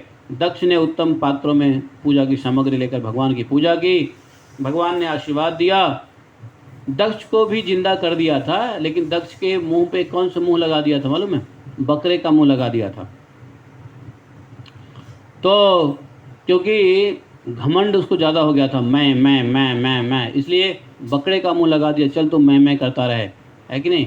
तो जो लोग ज़्यादा मैं करते हैं उसको एक बकरे की योनि एक बार मिलती जरूर है मैं करने के लिए। तो बकरे का मुंह लगा करके वो जिंदा कर दिया था। भगवान को देखते भगवान की पूजा की। भगवान ने आशीर्वाद दिया और कहा कि देखो, मैं ही शंकर हूँ, मैं ही ब्रह्मा हूँ, मैं ही विष्णु। यह कहकर भगवान अपने धाम को चले गए। अर्थात दक्ष को ज्ञान दे दिया कि तुम क्या समझते हो, शंकर कोई और है? नहीं, मैं ही हूँ। तो यज्ञ संपूर्ण हुआ। अंत में सभी देवता और ऋषियों ने अपने आश्रम को प्रस्थान किया। दूसरे जन्म में सती जी हिमालय की स्त्री मैना के गर्भ में जन्म लिया और उनको पूर्व जन्म के दृष्टांत का पूरा ज्ञान था। सती पुनः जन्म लिया कहाँ? मैना के घर। मैना हिमालय की पत्नी मैना के गर्भ से पार्वती के रूप में आई। उनका कलर कैसा था? काली, इसलिए पार्वती को काली भी कहते हैं। तो लेकिन पूर्व जन्म का उनको पूरा ज्ञान था। इस जन्म में भी वो एकमात्र भगवान शंकर का ही वर्ण किया और उन्हीं के आश्रय में आए। समझे? अब मैत्री जी कहते हैं कि ब्रह्मा जी का एक पुत्र अधर्म था। ब्रह्मा जी का पुत्र धर्म तो था ही, लेकिन एक पुत्र अधर्म भी था। और उस अधर्म की स्त्री का नाम क्या? अधर्म के जो स्त्री थी पत्नी, उसका नाम था मृषा। और उस मृषा और अधर्म से दंभ नाम का पुत्र उत्पन्न हुआ। माया नाम की एक पुत्री उत्पन्न हुई। दंभ और माया, उन दोनों को निरति ले गए। निरति, क्योंकि उसका कोई संतान नहीं था। दंभ और माया से लोभ और निकृति का जन्म हुआ। शठता, लोभ और शठता। और उनके दो पुत्र हुए, क्रोध और हंसी तथा कलह। उसकी बहन हुई गाली उत्पन्न हुई। गाली उत्पन्न हुई। उसकी बहन एक बहन हुई गाली। फिर दुरति से कली ने भय और मृत्यु को उत्पन्न किया और दोनों के संयोग से यातना और नरक का जोरा पैदा हुआ। देखा, ये नरक गाली सब उत्पन्न हुआ। श्री मैत्रेय जी कहते हैं कि मैंने इस प्रकार प्रलय का कारण रूप यह अधर्म वंश सुनाया। देखो, अधर्मों का भी वंश है, ये अधर्म का बड़ा वंश चला। अधर्म से आया क्या? दंभ, माया, उसके बाद शठता, क्रोध, कलह, गाली, भय, मृत्यु, नरक, ये सब यातना, ये सब अधर्म का वंश भी डिटेल में बताया है। अब सुनो आगे की कथा। मैत्रेय जी कहते हैं कि देखो, महारानी शत्रुपा और स्वयंभु मनु के प्रियव्रत और उत्तानपाद दो पुत्र थे, है नहीं? उत्तानपाद के सुनीति और सुरुचि दो स्त्रियां थी। सुरुचि राजा को बहुत प्रिय थी। सुनीति का पुत्र ध्रुव था। एक दिन सुरुचि के पुत्र को उत्तानपाद अपने गोद में लेकर प्यार कर रहे थे। उसी समय ध्रुव आया और पिता की गोद में बैठना चाहा। राजा ने उसे अपनी गोद में नहीं बिठाया। सुरुचि ने कहा कि यदि तू राज सिंहासन में बैठने का अधिकारी अभी नहीं है यदि तू पिता के गोद और राज सिंहासन की इच्छा रखता है तो जा वन में जाकर तपस्या कर, भगवान भगवान नारायण को प्रसन्न कर, और फिर जब उनकी कृपा होगी तो तुम मेरे कोख में आना, और मेरे कोख से जब उत्पन्न होगी जब तुम राज सिंहासन पे बैठोगे, पिता के गोद में बैठोगे। ध्रुव को बहुत फटकारा और फटकार करके इस तरीके से कटु वचन को बोल करके ध्रुव को अपनी माता सुनीति के पास भेज दिया। वो रोता हुआ अपनी माता सुनीति के पास पहुंचा। माता ने ध्रुव को प्यार किया है और कहा कि तू सत्वगुण को अंगीकार करने वाले श्री हरि के चरणों की आराधना कर, उसी से तेरे दादा ब्रह्मा जी को सर्वश्रेष्ठ पद प्राप्त हुआ। कुछ दिन बाद नारद जी आए और ध्रुव को भक्ति भाव का ज्ञान दिया और कहा कि देखो, नारद जी गुरु बन गए और कहा कि सुनो एक मंत्र देता हूँ। मंत्र दिया है, ओम नमो भगवते वासुदेवाय नमः का जप करो, इससे तुम्हारा कल्याण होगा। ध्रुव ने यमुना जी के किनारे जा करके मतलब उनको पूरा गाइड दी किया, कहाँ रहना है, क्या करना है, कैसे करना है। नारद जी के बताए हुए रास्ते पे चल करके उन्होंने यमुना किनारे गए, वट वृक्ष के नीचे बैठकर मंत्र का जप करना आरंभ किया। कुछ दिन के बाद एक पैर पर खड़ा होकर उस मंत्र का जप किया। फल फूल अन्न जल छोड़कर घोर तपस्या की। भगवान श्री हरि ने प्रसन्न होकर प्रत्यक्ष दर्शन दिए और भगवान ने ध्रुव को वरदान दिया, क्या कि आपको सप्त ऋषियों के लोक से भी ऊपर एक ध्रुव लोक का स्थान प्राप्त होगा। 36,000 वर्ष राज्य करने के बाद उस लोक को चले जाओगे। और यह कहकर भगवान अंतर्ध्यान हो गए। तो लेकिन उससे पहले 36,000 वर्ष तक उनको शासन करना है। ध्रुव तपस्या करके लौट आए। पिताजी ने बड़ा सम्मान किया। हाँ, उनका हृदय परिवर्तन हो गया, उनको अपनी गलती एहसास हो गई थी। पिताजी लौटने पे उनके पिताजी ने तो राज्य महल में लाए। ध्रुव की महिमा और कीर्ति सुनकर बड़े प्रसन्न हुए। राजा उत्तानपाद ध्रुव को राजगद्दी देकर तपस्या करने वन को चले गए। अब क्या हुआ, ध्रुव का विवाह एक क्या नाम था उसका, शिशु कुमार पुत्री भ्रमी के साथ हुआ और उनसे 2 उत्पन्न हुए, क्या पुत्र, एक कल्प और दूसरा वत्सर नाम के 2 पुत्र उत्पन्न हुए। कल्प और वत्सर ध्रुव के पुत्र हैं। और ध्रुव की दूसरी स्त्री, उसका नाम था इला, और इला से उत्कल नामक पुत्र और कन्या रत्न का जन्म हुआ। उत्तम शिकार खेलने के लिए हिमालय पर्वत पर गया। वहाँ उत्तम को यक्षों ने मार डाला। कुछ समय के बाद उसकी माता भी परलोक को चली गई। उत्तम का बदला लेने के लिए ध्रुव हिमाचल की घाटी में यक्षों से भरी अलकापुरी गए। ध्रुव ने शंख बजाया, समझे, ध्रुव ने शंख बजाया। यक्ष योद्धा शंख की आवाज़ सुनकर हथियार में लिए हुए तो बड़ा भीषण लड़ाई हुई ध्रुव जी और यक्षों के साथ, है कि नहीं। यक्षों की संख्या 1,30,000 थी। यक्षों ने ध्रुव पर खूब वर्षा किया बाणों की। ध्रुव मतलब बाणों से ढक गए। वे अपनी माया द्वारा उन बाणों से बाहर निकल आए। फिर ध्रुव जी ने उन पर भयंकर बाण से आक्रमण किया, जिसके कारण यक्षवीर मारे गए और जो बचे थे वे सब भाग गए। ध्रुव जी अलकापुरी देखने आगे बढ़े। पुरी के भीतर जाने से पहले ही दुश्मनों ने उन पर खून, कफ, पित्त, वायु, विष्ठा सब इस प्रकार से बहुत वर्षा की, माया फैला दिया। ध्रुव के नारायण अस्त्र को अपने धनुष पर चढ़ाते ही यक्ष की माया नष्ट हो गई नारायण अस्त्र से।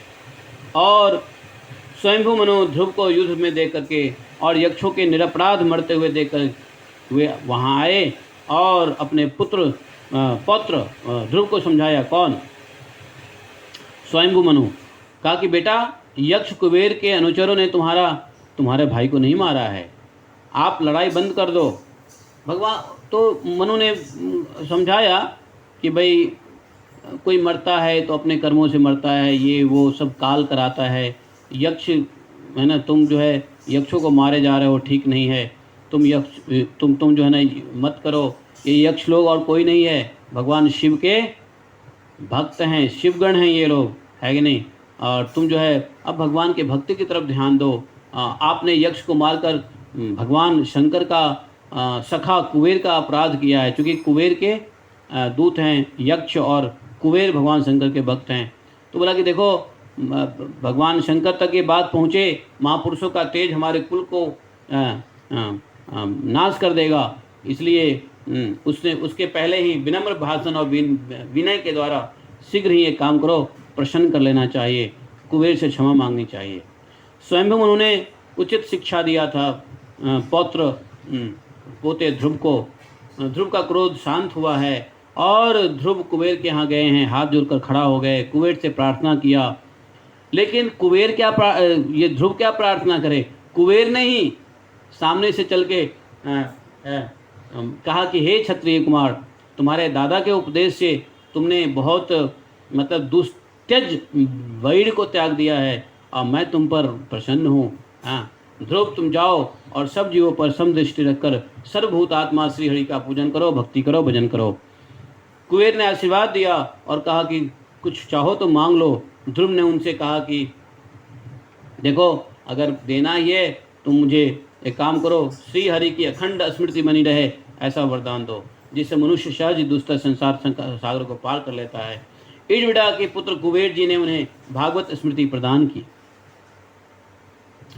देखते देखते अंतर ध्यान हो गए और ध्रुव ने 36,000 वर्ष तक राज्य किया, जैसा भगवान ने आदेश दिया था। फिर अपने पुत्र उत्कल को राज सिंहासन दे करके सब कुछ त्याग करके ध्रुव जी कहाँ चले गए, बद्रिकाश्रम चले गए। उन्होंने भगवान श्री हरि को तन मन से भक्ति करके भगवान को प्रसन्न किया है और भगवत स्मृति प्राप्त की है। भगवान के पार्षद विमान लेकर ध्रुव को लेने आए और ध्रुव उस विमान पर बैठ के कहाँ गए, कहाँ गए, वैकुंठ, ध्रुवलोक गए, वैकुंठ नहीं गए, ध्रुवलोक चले गए। अच्छा, आप लोगों से कुछ मैं बोल नहीं रहा हूँ, इसका मतलब ये नहीं सो जाना है भाई। कथा हमको एक एक चीज़ को टच करना है, तो मेरे पास समय नहीं है कुछ पूछने का या कुछ रुक के बोलने का, है कि नहीं। इसलिए नींद आए तो आने दो और प्यास लगे तो पीने दो। वैसे प्यास लगी है, मुझे पानी ले आओ जरा एक गिलास। हाँ, क्योंकि देखो यदि पूरे भागवतम सुनने का यही फ़ायदा है कि जब बुलेट पॉइंट्स बताया जा रहा हो तो आपको पूरा हिस्ट्री दिमाग में शुई शुई जूम करके आना चाहिए। नहीं आ रहा है तो बार बार भागवतम सुनो, है कि नहीं। साल में एक बार तो होगा ही ऐसे ही, एक दो बार तो ऐसी कथा होगी, है कि नहीं। तो पूरे भागवत सुनने का तात्पर्य यह है कि जैसे सप्ताह में साप्ताहिक कथा में वो सारी चीज़ें सब कुछ स्मृति पटल पे आनी चाहिए, क्विक नहीं।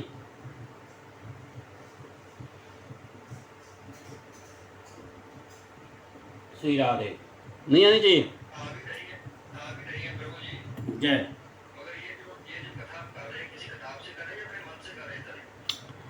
देखो मेरा मन इतना महान नहीं है कि नहीं।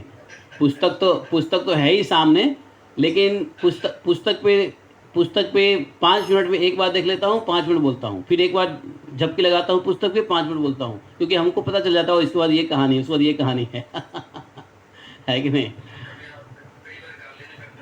हाँ, तो एक्चुअली मैं हेडलाइन देख लेता हूँ, जैसे ध्रुव वंश का वर्णन और राजा अंक का चरित्र, बस ये हेडलाइन देख लिया, हमको फिर पूरी चीज़ पता जाएगी। इसलिए ऑफ कोर्स बिना पुस्तक का कैसे करेंगे, मन तो बंदर है ना, कहीं दाएं भागेगा कहीं बाएं भागेगा, पता चला कि किसी कहानी को बीच में छोड़ दिया। इसलिए पुस्तक बहुत ज़रूरी है कि नहीं। पुस्तक के बिना है ना, मन किसी कहानी को छोड़ देगा, मन है ना भाई है कि नहीं। मन पे भरोसा मत करो, है कि नहीं। इसलिए मंत्र, पुस्तक, गुरु, इनको छोड़ने का नहीं। मंत्र के बिना मन भटकेगा संसार में है, और पुस्तक के बिना कहानी भटक जाएगा, गुरु के बिना जीवन भटक जाएगा। इसलिए मंत्र, गुरु और पुस्तक ग्रंथ, इन तीनों को नहीं छोड़ने का, क्योंकि मन बहुत ही शैतान है। तो आप लोग ये मत समझो मैं अपने मन से बोल रहा हूँ, भैया मैं इतना महान नहीं हूँ, इतना बड़ा कथाकार नहीं हूँ मैं कथाकार हुई नहीं। कथाकार, अच्छा कथाकार बहुत ऐसे कथाकार हैं जो बिना देखे करते रहते हैं, बहुत दंडवत उनको, लेकिन मैं तो कथाकार हूँ नहीं, मैं तो बस ऐसे ही तो इसलिए तो यहाँ पर अब क्या हुआ, ध्रुव कहाँ चले गए, ध्रुव लोक को चले गए। ठीक है, अब आगे मैत्रेय जी कहते हैं, कौन है जिसका वीडियो ऑडियो खुला हुआ है, ऑडियो बंद कीजिए, किसका ऑडियो खुला हुआ है। देख लो, इससे पता चलता है कौन भागवत सुन रहा है, कौन क्या कर रहा है, पीछे की साउंड से पता चल जाता है। तो आगे देखो, मैत्रेय जी ने विदुर जी को ध्रुव के वंश का वर्णन किया। ध्रुव जी चले गए और इसी वंश में राजा अंग का चरित्र का वर्णन हुआ है। सुनिए, ध्रुव जी के वन में चले जाने के बाद, ध्रुव जी तो वन में चले गए, वन के बाद चले गए सीधा कहाँ? उन्होंने उत्कल को क्या किया था? राज सिंहासन दिया, लेकिन राज सिंहासन उत्कल ने स्वीकार नहीं किया था। तो क्या हुआ? उनके कुल के बड़े बूढ़े मंत्रियों ने क्या किया? उत्कल के छोटे भाई, क्या नाम था उसका, वत्सर को राजा बनाया, और वत्सर की स्त्री स्वरविथि के गर्भ से पुष्नार्न, तिग्मकेतु, ईश, ऊर्जा, वशु और जयपुत्र उत्पन्न हुए। और पुष्नार्न के प्रभा और दोषा 2 स्त्रियां थी। प्रभा से क्या हुआ? प्रभा के प्रातः, मध्याह्न और सायं 3 पुत्र उत्पन्न हुआ। दोषा के प्रमोद, निशय, व्यष्ट पुत्र हुए। व्यष्ट के पुत्र हुए अपनी स्त्री, क्या नाम था उसका, पुष्कारणी से सर्वतेजा पुत्र उत्पन्न हुआ। सर्वतेजा की स्त्री आकुति से चक्षु पुत्र उत्पन्न हुआ, जो चाक्षुष मनवंतर में वही मनु हुए। चक्षु मनु की स्त्री, क्या नाम था उसका, नडवला, उससे पुरु हुए, कुत्स हुए, तृत हुए, दुम्न हुए, सत्यवान, ऋत, व्रत, अग्निष्टोग और अतिरात्र, प्रद्युम्न, शिवी, उल्मुख, ये पैदा हुए इतने पुत्र। उल्मुख ने अपनी स्त्री पुष्करणी के अंग से सुमना, ख्याति, क्रतु, अंगिरा और गया पुत्र उत्पन्न किया। अंग की स्त्री सुनीता ने क्रूर कर्मा वेण को जन्म दिया। हा, देखा, यही वेण, इसी वेण के यहाँ कौन आ गए? वेण की दुष्टता से उद्विग्न होकर के राजर्षि अंग नगर छोड़कर वन को चले गए। उनको बड़ा अच्छा नहीं लगा, दुष्ट पुत्र उत्पन्न हो गया था। कुछ दिन के बाद वेण मर गया। वेण के मर जाने से कोई राजा रहा नहीं, राज्य में लुटेरों का बोलबाला हो गया, प्रजा को कष्ट होने लगा। यह देखकर मंत्रियों ने क्या किया? वेण की दाहिनी भुजा का मंथन किया। क्यों? राजा के शरीर से ही आना चाहिए, जिससे भगवान विष्णु के अंश अवतार कौन आए? महाराज पृथुदेव प्रकट भय। अब यहाँ राजा वेण की कथा आती है कि मैत्रेय जी कहते, देखो यहाँ पे एक्चुअली विदुर जी प्रश्न करते हैं। मैं प्रश्न उत्तर नहीं पढ़ रहा हूँ ज़्यादा, शॉर्टकट में सिर्फ उत्तर ही बता रहा हूँ, है कि नहीं? तो प्रश्न करते हैं, जिसको उत्तर में कहते हैं, देखो ऐसा हुआ कि अंग के वन में चले जाने पर पृथ्वी को रक्षा करने वाला कोई नहीं रहा, और मंत्रियों के सहमति से वेण को राज सिंहासन में बिठाया गया। जबकि मंत्री नहीं चाहते थे, लेकिन फिर भी राजा के बिना कैसे रहेगा? तो राज सिंहासन पे चलो, मजबूरी का नाम जो भी है, वेण को बिठा दिया। वेण ने क्या किया? ढिंढोरा पिटवा करके पूरे जगह पर धर्म कर्म को बंद करवा दिया, और कहा कि भैया कोई भी ब्राह्मण यज्ञ हवन दान इत्यादि कोई नहीं करेगा। मुनियों ने कहा, अरे भाई, राज्य में ब्राह्मण और यज्ञ का अनुष्ठान करेंगे तभी पूजा से प्रसन्न भगवान अंशरूप देवता आपको फल देंगे। लेकिन मुनि ने समझाया कि भैया यज्ञ होना चाहिए, जब यज्ञ से भगवान प्रसन्न होते हैं, धर्म अनुष्ठान इत्यादि इत्यादि। लेकिन देवताओं को तिरस्कार करता रहा और ऋषियों की बात नहीं माना। राजा वेन उल्टा ऋषि को समझाता रहा। क्या राजा वेन क्या बोला? अरे आप लोग को पता नहीं है, राजा ही सर्वदेवमय है और देवता उसके अंश मात्र हैं। इसलिए ब्राह्मणों, तुम सब ये सब छोड़ो और मेरी पूजा करो, मुझको ही बलि समर्पण करो, मेरे सिवा कोई भी अग्र पूजा के अधिकारी नहीं है। इस प्रकार के अत्याचारों से दुखी होकर सब लोग राजा वेन का, सभी ऋषियों ने समझाया, पहले नहीं समझा, फिर बाद में ऋषियों ने वेन को मार डाला। और क्यों? क्योंकि जीता रहेगा तो संसार को भस्म कर डालेगा। वेन को मार डाला। वेन की माता सुनीता थी, वह मंत्र आदि के बल से अपने मृतक पुत्र वेन की रक्षा करने लगी। देखो, उनकी माता भी कितनी तपस्विनी थी, मंत्र से अपने पुत्र वेन की मृत शरीर को रक्षा करने लगा। वेन के मर जाने पर चोर, डाकू, लुटेरों की संख्या बढ़ गई, राज्य में कोलाहल मच गया। अब सबने कहा कि भैया राजवंश का नष्ट नहीं होना चाहिए। ऋषियों ने निश्चय किया कि देखो एक काम करो, अब दूसरा राजा तो लाना ही पड़ेगा, तो चलो राजा वेण की जांग को जोर से मथा। हाँ, तो राजा की वेण की जांग से मथा तो एक बौना पुरुष उत्पन्न हुआ जो कौवे के समान काला था, बौना, और खासकर उसकी भुजाएं, जो हाथ था ना, बहुत छोटी थी, जबड़े बहुत बड़े थे। जब उत्पन्न हुआ तो ऋषियों से कहा, ऋषियों बताओ मैं क्या करूं। तब ऋषियों ने कहा एक काम कर, निषाद बैठ जा। इसी से वह निषाद कहलाया। जन्म लेते ही राजा वेन के पापों को अपने ऊपर ले लिया। तो निषाद को क्या कर दिया, बोला कि जो राजा वेन है इसके पाप को तू ले ले, इसने बहुत पाप किया है। तो उसने क्या किया, निषाद ने अपने बाप राजा वेन का क्या किया, सारा पाप जो है ना उस अपने ऊपर ले लिया। इसलिए उसके वंशधर निषाद भी, आज भी निषाद हिंसा करता है, लूट मार करता है और नाना प्रकार के है ना हत्याएं करता रहता है। निषाद लोग जंगल में निषाद होते नहीं, पकड़ लेते हैं, डाकू होते हैं। तो बोले इसलिए आज तक वो लोग अपने वंशधर जो निषाद है वो उसी प्रकार से लूटपाट करते हैं, क्योंकि ये सारे पाप कर्म जो है ना अपने पिता वेण से निषाद ने लिया हुआ है। और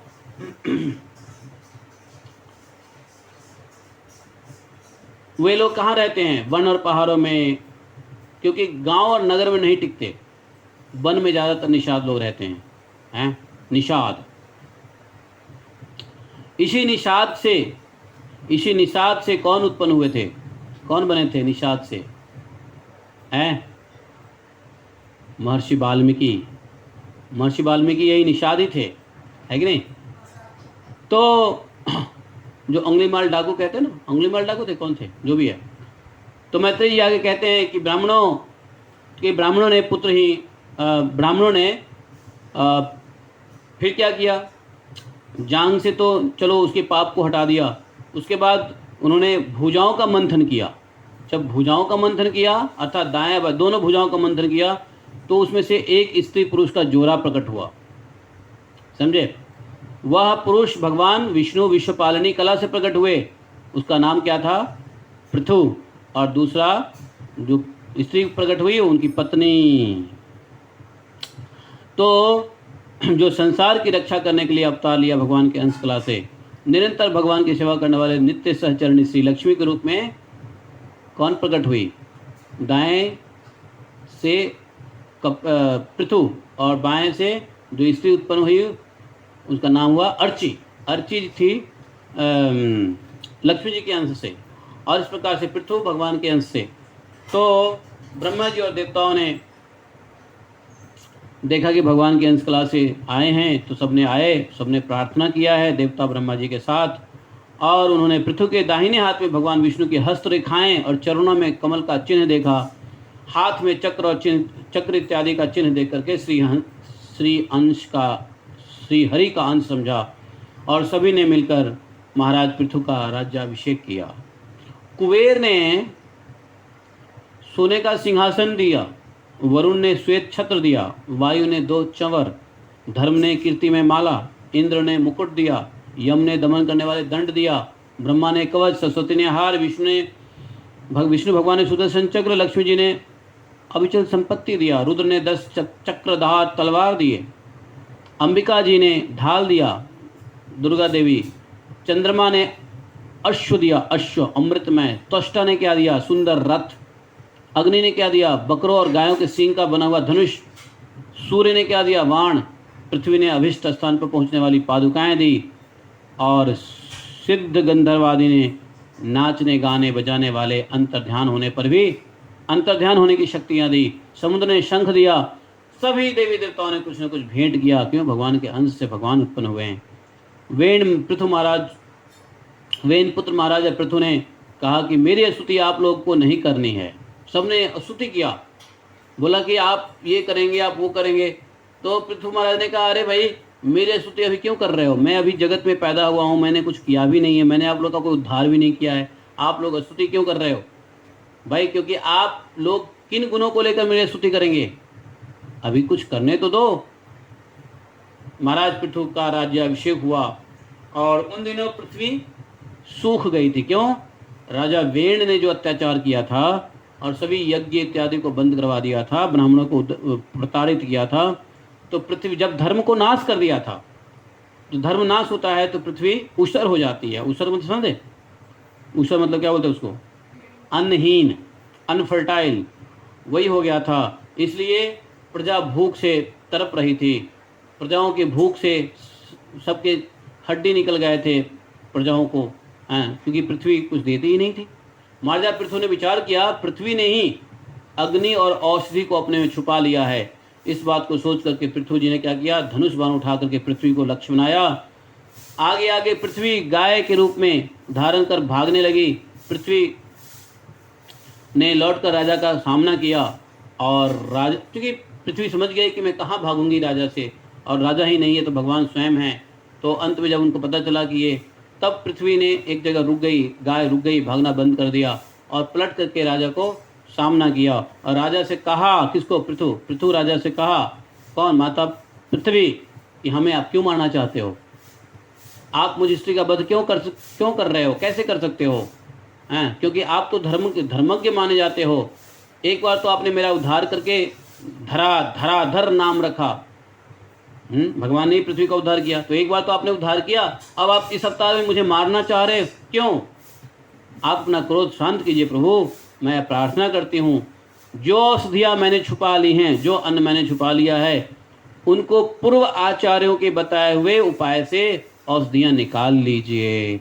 आप एक काम कीजिए, आप मेरे योग्य बछड़ा ले आइए और दोहन पात्र ले आइए और दोहने की व्यवस्था कर लीजिए, और उस बछड़े का स्नेह से मेरे थन से लगाकर दूध में आप जो वस्तु चाहेंगे आपको हमारे थन से मिल जाएगा।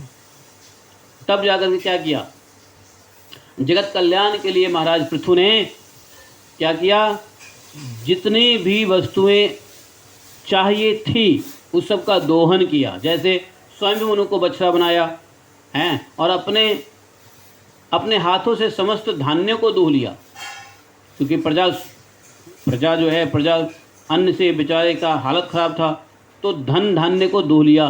किसको? मनु को बछड़ा बना करके। बाकी लोगों ने देखा भाई भगवान ये तो अच्छा अवसर है। ऋषियों ने क्या किया, बृहस्पति को बछड़ा बना लिया और इंद्रिय रूप पात्र में पृथ्वी देवी से क्या ले लिया, वेद रूप पवित्र दूध दूह लिया। देवताओं ने इंद्र को बछड़ा बनाया और सोने के पात्र में वीर्य और शरीर का बल रूप दूध दूह लिया। दैत्य भी आ गया, दानव भी आ गया। दैत्य दानव ने किसको बछड़ा बनाया, प्रहलाद जी को।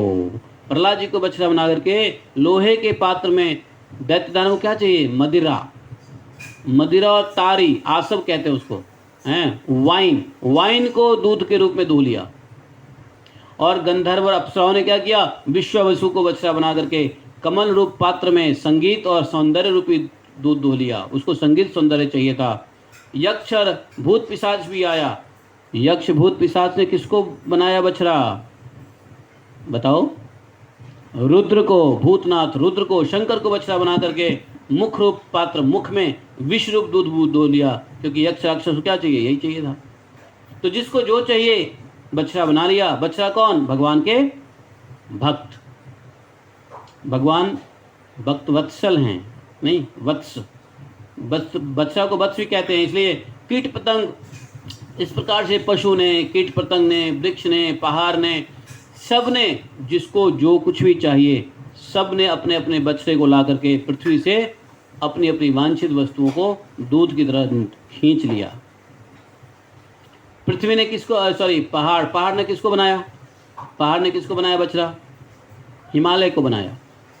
तो इस प्रकार से जो है महाराज पृथु को पृथ्वी से अपनी पुत्री के समान स्नेह हो गया और कन्या के रूप में पृथु जी ने पृथ्वी को कन्या के रूप में स्वीकार किया, बेटी के रूप में स्वीकार किया। राजा पृथु ने अपने धनुष की नोक से पर्वतों को फोड़कर पृथ्वी को समतल बना दिया। जब बेटी के रूप में स्वीकार किया तो पृथ्वी ने कहा कि महाराज एक काम कीजिए, अब तो मैं आपकी पुत्री हूँ, तो आप मेरे लिए एक कार्य कीजिए जो आप ही कर सकते हो, कि मैं बड़ा ऊबड़ खाबड़ हूँ, मुझे समतल कर दीजिए। यदि समतल कर देंगे तो मुझे हमेशा अन्न देने के लिए सहयोग मिलेगा। तो राजा पृथु ने क्या किया? अच्छा, राजा पृथु ने पृथ्वी को पुत्री के रूप में स्वीकार किया, इसलिए पृथ्वी का एक नाम पड़ा पृथा। क्या नाम पड़ा? पृथा। अब पृथा को अर्थात पृथ्वी को समतल बनाया गया, समझे? और समतल बना करके क्या किया?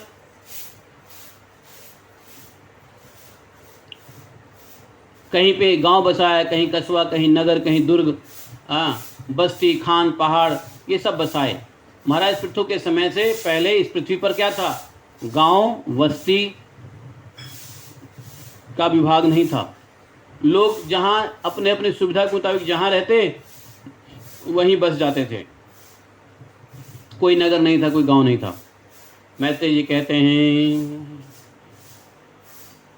राजा पृथु ने अश्वमेध यज्ञ करने की तैयारी की। सभी देवतागण उपस्थित हुए। इंद्र ने देखा कि राजा पृथु इन यज्ञों द्वारा ऊंची पदवी पाकर पहुंच जाएगा। अब इंद्र को बड़ी चिंता हुई, इंद्र को ईर्ष्या हुई। महाराज पृथु ने 100 अश्वमेध यज्ञ करने का निश्चय किया और 99 अश्वमेध यज्ञ हो गया। 100वें अश्वमेध यज्ञ में क्या किया? इंद्र ने बार बार घोड़ा चुरा लिया। कैसे? कपट रूप पाखंड भेष धारण करके इंद्र घोड़ा चुराकर आकाश मार्ग से जा रहा था, तभी अत्रि की दृष्टि घोड़े पर पड़ी। अत्रि ने पृथु जी से कहा कि घोड़ा इंद्र चुरा कर ले गया। पृथु जी ने महारथी पुत्र, अपने बलशाली महारथी पुत्र को इंद्र को मारकर घोड़ा लाने के लिए भेजा। उसका महारथी पुत्र इंद्र पर वार किए बिना ही लौट आया। यह देखकर लोक गुरु ब्रह्मा जी के समझाने पर महाराज पृथु ने यज्ञ का आग्रह छोड़ दिया और इंद्र के साथ संधि कर ली। समझाया ब्रह्मा जी ने, क्यों ऐसा ये वो, क्यों मार रहे हो इंद्र को?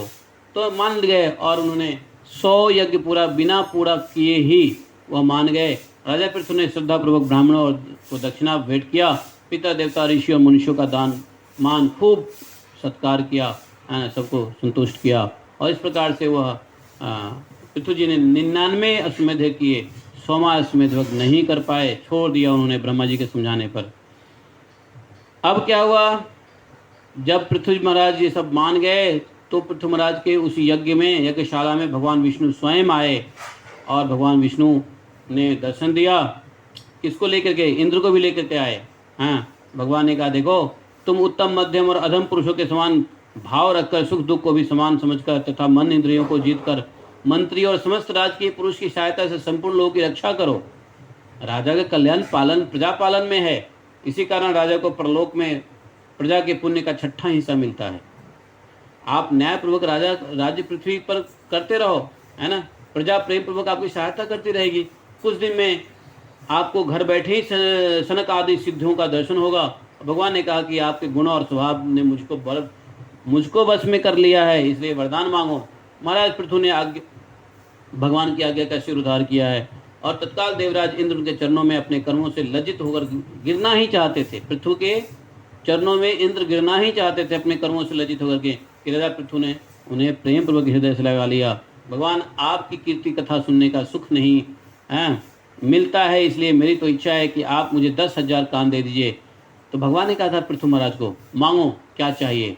तो पृथु महाराज ने यही मांगा था कि आपके लीला कथा हमें सुनने को नहीं मिल रहा है, आप मुझे 10,000 कान दीजिए, जिससे आपकी लीला कथाएं अधिक से अधिक सुनने का सुख प्राप्त हो सके।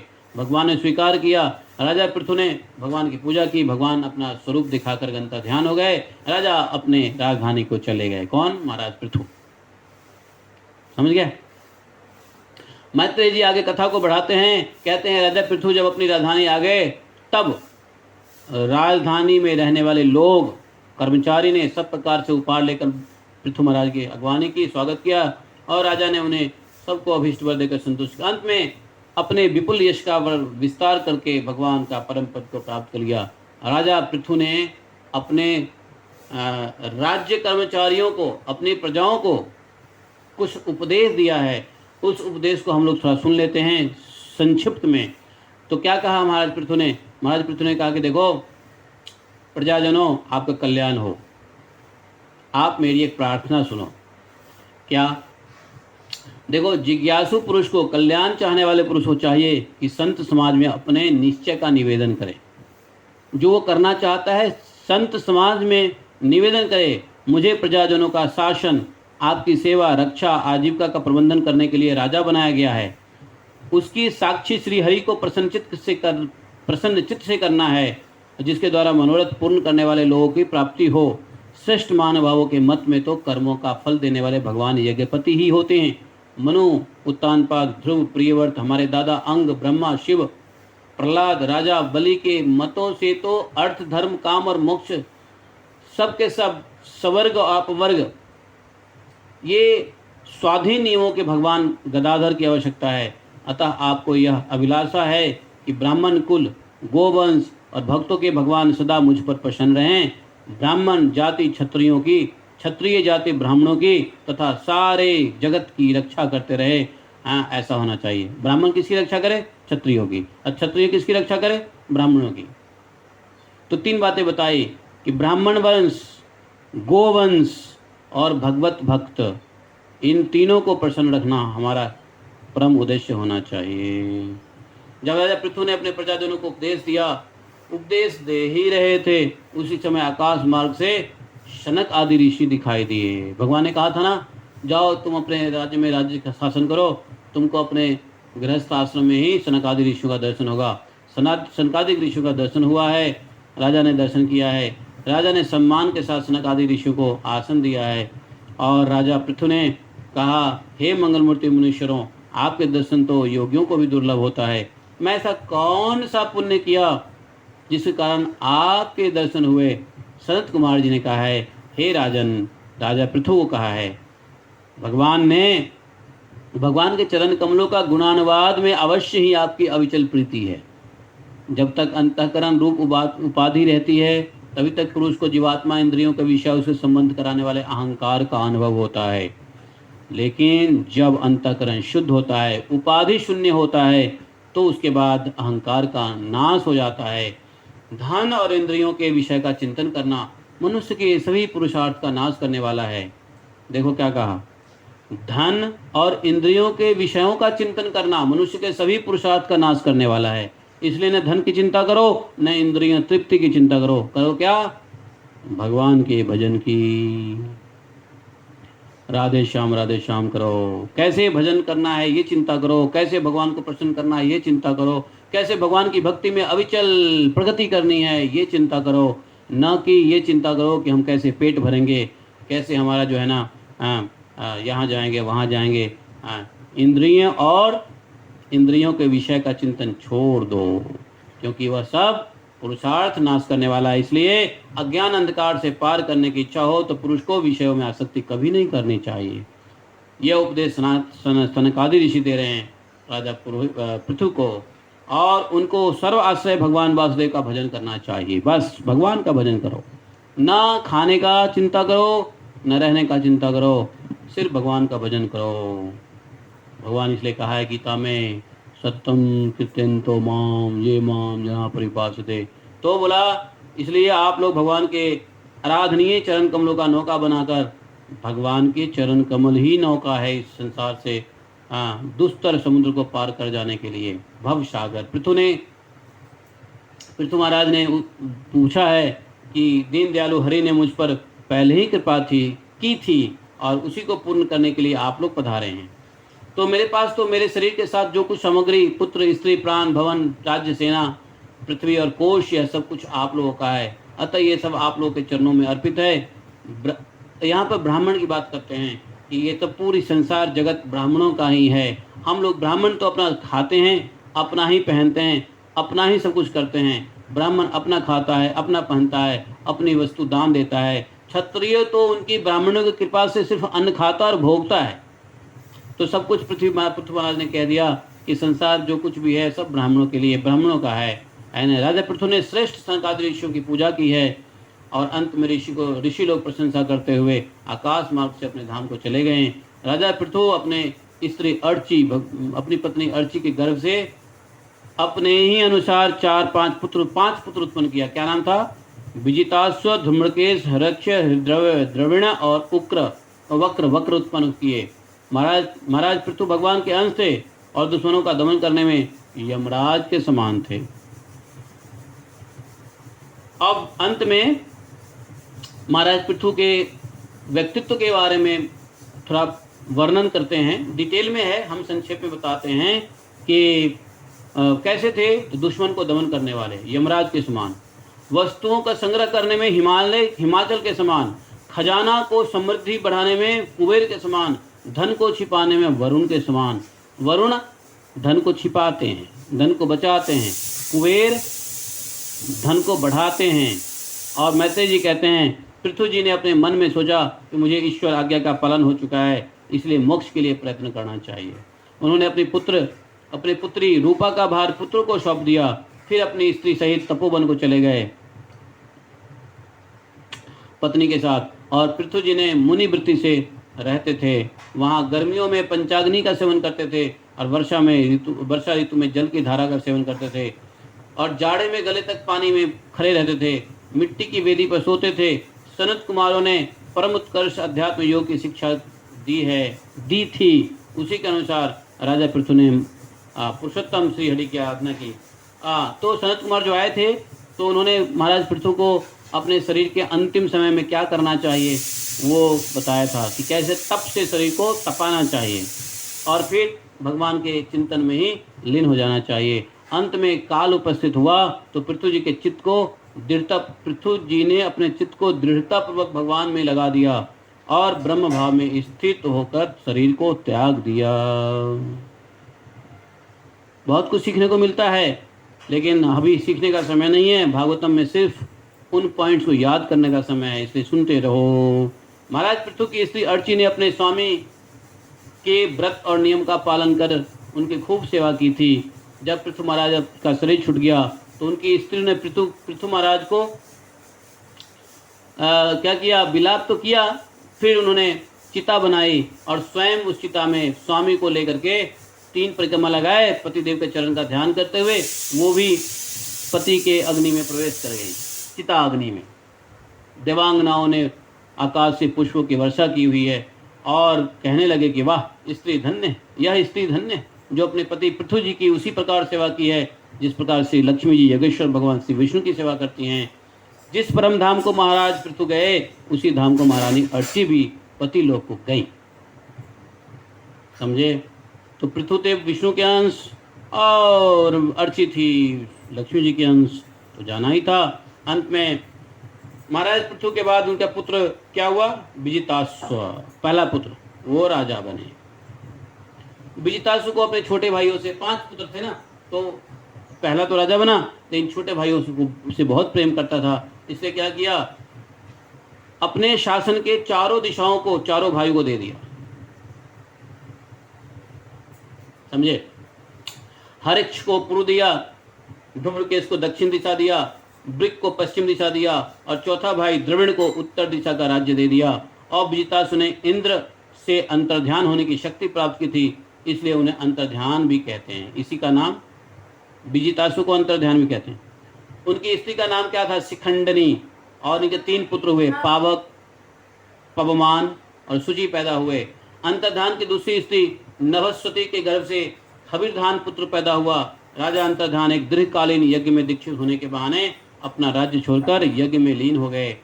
यज्ञ कार्य में लगे रहने पर आत्मज्ञानी राजा के भक्तिमय भंजन पूर्णतम भगवान की आराधना करके समाधि के द्वारा दिव्य लोक को प्राप्त हो गए। हविर्धान की स्त्री क्या थी, कौन थी, हविर्ध्यानी। उन्होंने वरिषद गए। शुल्क, कृष्ण, सत्य, जितव्रत पुत्र उत्पन्न किए। वरिषद कर्मकांड में बड़ा कुशल होने के कारण प्रजापति का पद प्राप्त किया। आगे चलकर प्राचीवरी कहलाया। यही राजा प्राचीवरी ने ब्रह्मा जी के कहने से क्या किया था, समुद्र की कन्या, क्या नाम था, सत्यद्रति से विवाह किया। जब भावर देने के लिए घूमने लगी तब अग्निदेव मोहित हो उसे चाहने लगे। सत्यद्रत की गर्भ से प्राचीवरी ने प्रचेता नाम के 10 पुत्र उत्पन्न किए और बड़े होने पर पिता ने पुत्र को आदेश दिया कि सृष्टि के लिए पुत्र उत्पन्न करो। पिता की आज्ञा पा करके यही प्राचीवरी के पुत्र प्रचेता कहाँ चले गए, तपस्या करने के लिए। सब ने कहाँ तपस्या की? समुद्र में। और उसी समय भगवान शंकर जी पधारे। शंकर जी ने दर्शन दिया प्रचेताओं को और उन्होंने पूछा कि राजा ब्राचिनवरी के पुत्र हो, तुम्हारा कल्याण हो। भगवान शंकर जी ने प्रचेताओं को स्तोत्र सुनाया और कहा, राजकुमारों, तुम लोग विशुद्ध भाव से स्वधर्म का आचरण करते हुए भगवान में चित्त लगाकर मेरे कहे हुए आप उस स्तोत्र का जप करते रहो। 56 नंबर कौन सा? आप इसके आधार से भगवान को प्राप्त कर लोगे। मैत्रेय जी कहते हैं, तो प्रचेताओं को रुद्र क्या दिया? रुद्र स्तोत्र दिया नहीं, और उसी स्तोत्र से उन्होंने, मैत्रेय जी कहते हैं कि देखो, प्रचेताओं ने 10,000 वर्ष तक पानी में खड़े रह करके जैसे शंकर जी ने बताया था उसी स्तोत्र का जप किया। एक दिन नारद जी वहां आए। प्राचीनवरी को कहा कि तुमने यज्ञों में हजारों पशुओं की बलि चढ़ाई है, जब आप परलोक में जाओगे तो सब लोहे के सिंहों से आपको छेदेंगे। नारद जी ने इस विषय में एक प्राचीन उपाख्यान सुनाया। कौन सी उपाख्यान? पुरंजन उपाख्यान सुनाया है। बताया नारद जी ने, संक्षेप में मैं बता रहा हूं कि नारद जी ने कहा कि देखो प्राचीनवरी, कि पुरंजन नाम का एक तपस्वी राजा था और उसके एक अभिज्ञात नाम के मित्र था, और पुरंजन के रहने के लिए स्थान प्राप्त करने के कोई स्थान, कई स्थान में घुमा, अपने रहने के लिए अपना स्थान ढूंढ रहा था, कई जगह घुमा, लेकिन कोई भी स्थान उसको पसंद नहीं आया। एक दिन हिमालय के दक्षिण शिखर पर, हिमालय के दक्षिण में क्या है? भारतवर्ष है, 9 द्वारा का नगर देखा। वह नगर चारों ओर से परकोटों, बगीचों, अटारियों, झरोकों, राजद्वारों से सुशोभित था। वहां राजा पुरंजन ने घूमती हुई एक सुंदर स्त्री को आते देखा। वह घूमती फिरती वहीं चली आई। उसके साथ 10 सेवक थे, प्रत्येक 100 नायिकाएं का पति थे। एक 5 फन वाला सांप उसका द्वारपाल था और वह स्त्री किशोरी थी। वह अपने ब्याह के लिए एक उचित पुरुष की खोज कर रही थी और वह स्त्री अपने तिरछी चितवन रूपी बाणों से घायल कर रही थी। पुरंजन ने जब देखा तो देखते ही वह आकृष्ट हो गया और उसके प्रेम पूर्वक निगाहों से घायल होकर सुंदर देवी को मधुर वाणी से कहा कि तुम कौन हो, किसी कन्या हो, और इस पुरी के समीप क्या करना चाहती हो? तुम्हारे ये 11वें सूरवीर से संचालित 10 सेवक कौन है? ये सहेलिया और आगे चलने वाला सांप कौन है? आप मेरे साथ इस श्रेष्ठ पुरी को अलंकृत करो। मैं बड़ा वीर हूँ, पराक्रमी हूँ। आप अपने सुंदर मुखड़े का दर्शन तो कराओ। वह सुंदरी राजा पुरंजन पर मोहित हो गई। सुंदरी ने कहा कि मुझे पैदा करने वाले का पता नहीं। वह आज इस पुरी में है, बस इतना ही जानती है, इसके सिवा कुछ नहीं जानती। जब मैं सो जाती हूँ तो पुरुष मेरा सखा है और स्त्रियां सहेलियां, और ये सर्प पुरी की रक्षा करता रहता है। राजन, आपको भोग की इच्छा है और मैं इसकी पूर्ति करने के लिए अपने साथियों सहित सभी प्रकार का भोग आपको प्रस्तुत करती रहूंगी। और इस 9 द्वार वाले पुरी में सैकड़ों वर्षों तक भोगों को भोगते हुए इस पुरी में निवास कीजिए। आप चिंता मत कीजिए, मैं आपको छोड़कर कहीं दूसरे के साथ रमन नहीं करूंगी। इस लोक में मेरी जैसी कौन स्त्री होगी जो स्वयं प्राप्त हुए सुप्रसिद्ध उदारचित्त और सुंदर पति का वर्णन न करेगी। नारद जी ने कहा कि उस स्त्री पुरुष ने 100 वर्ष तक, कौन? उस स्त्री, सुंदरी स्त्री, और पुरुष कौन था? पुरंजन। 100 वर्ष तक उसी पुरी में रहकर के आनंद भोग होगा। और उस नगर के 9 द्वार थे, 7 द्वार नगर के ऊपर की तरफ, 2 द्वार नीचे की तरफ, और उस नगर में अलग अलग देशों में जाने के लिए अलग अलग द्वार से अलग अलग आना जाना पड़ता था हैं। और दरवाजे कौन था? खद्योत और आविर्मुख थे। दूसरे 2 दरवाजे कौन थे? नीलिनी और नालिनी थे। और 2 दरवाजे पास पास में थे। एक दरवाजा मुख नाम का था। पुरी के नीचे का एक दरवाजा पितृहु और दूसरा दरवाजा देवहु नाम का था। इस नगर में निर्वाक और पेशकृत 2 नागरिक अंधे थे। राजा पुरंजन आंख वाले नागरिकों का अधिपति होने पर भी उन्हीं की सहायता से सब प्रकार का कार्य करते थे। तो देखो, राजा पुरंजन के राज्य में बहुत सारे लोग थे जो आंख वाले थे, लेकिन फिर भी वह जो 2 अंधा था ना, दो अंधे बिना आंख वाले का सहायता से, उसी के राय मशवरा से राज्य काज करता था। प्रधान सेवक के साथ अंतपुर में आता जाता रहता, उसको स्त्री और पुत्र का मोह आदि विकारों का अनुभव हो गया। उसका चित्त कर्मों में फंसा हुआ था। वह रमणी के द्वारा ठगा गया था पुरंजन। जब वह मद्यपान करती तब वह भी मदिरा पीता, जब वह रमणी गीत गाती तो वह भी गाता, वह सोती तो खुद भी सो जाता, वह हंसती तो खुद भी हंस लगता। जैसा वह करती वैसा वह भी करने लगा। वह पालतू बंदर की तरह अनुकरण करता था। बताओ, यहाँ पे पुरंजन उपाख्यान में आत्मा की बात हुई। पुरंजन कौन है? आत्मा। वह आत्मा अपने आप को, और ये सुंदरी कौन है? सुंदरी कौन है? माया है। अब ये जो है ना भोग दिला रही है। अब ये आत्मा जो है माया के मुताबिक ही, माया के गुणों से, जब बुद्धि मन में प्रसन्नता होती तो आत्मा को प्रसन्नता होता, जब बुद्धि मन रोता तो आत्मा। तो इस तरीके से जैसे जैसे वो करने लगी वैसे वैसे ये भी करने लगा। आत्म स्वरूप को भूल गया, अपने मित्र का भी उसका ख्याल नहीं रहा। तो पुरंजन उपाख्यान को आप लोग याद कर लो मन ही मन। वैसे दूसरे दिन का विश्राम यहीं पर था, और आज हम लोग दूसरा दिन का विश्राम यहीं पे करेंगे, क्योंकि सप्ताह में 5वें स्कंद के 23वें अध्याय के 67 श्लोक तक हमको करना था। तो आज 5वें स्कंद के 23वें अध्याय में को हम लोगों ने कर लिया है, और उसके बाद पुरंजन उपाख्यान आता है इसी में। अब इसके बाद पुरंजन उपाख्यान आगे चलेंगे। रानी कुपित होती है, शिकार खेलने चला जाता है बिना पूछे हुए, कुपित हो जाती है ना। तो इसके सारे अभी पुरंजन उपाख्यान अभी और चलेगा। अभी ख़त्म हुआ नहीं है। तो ये चौथे स्कंद जो है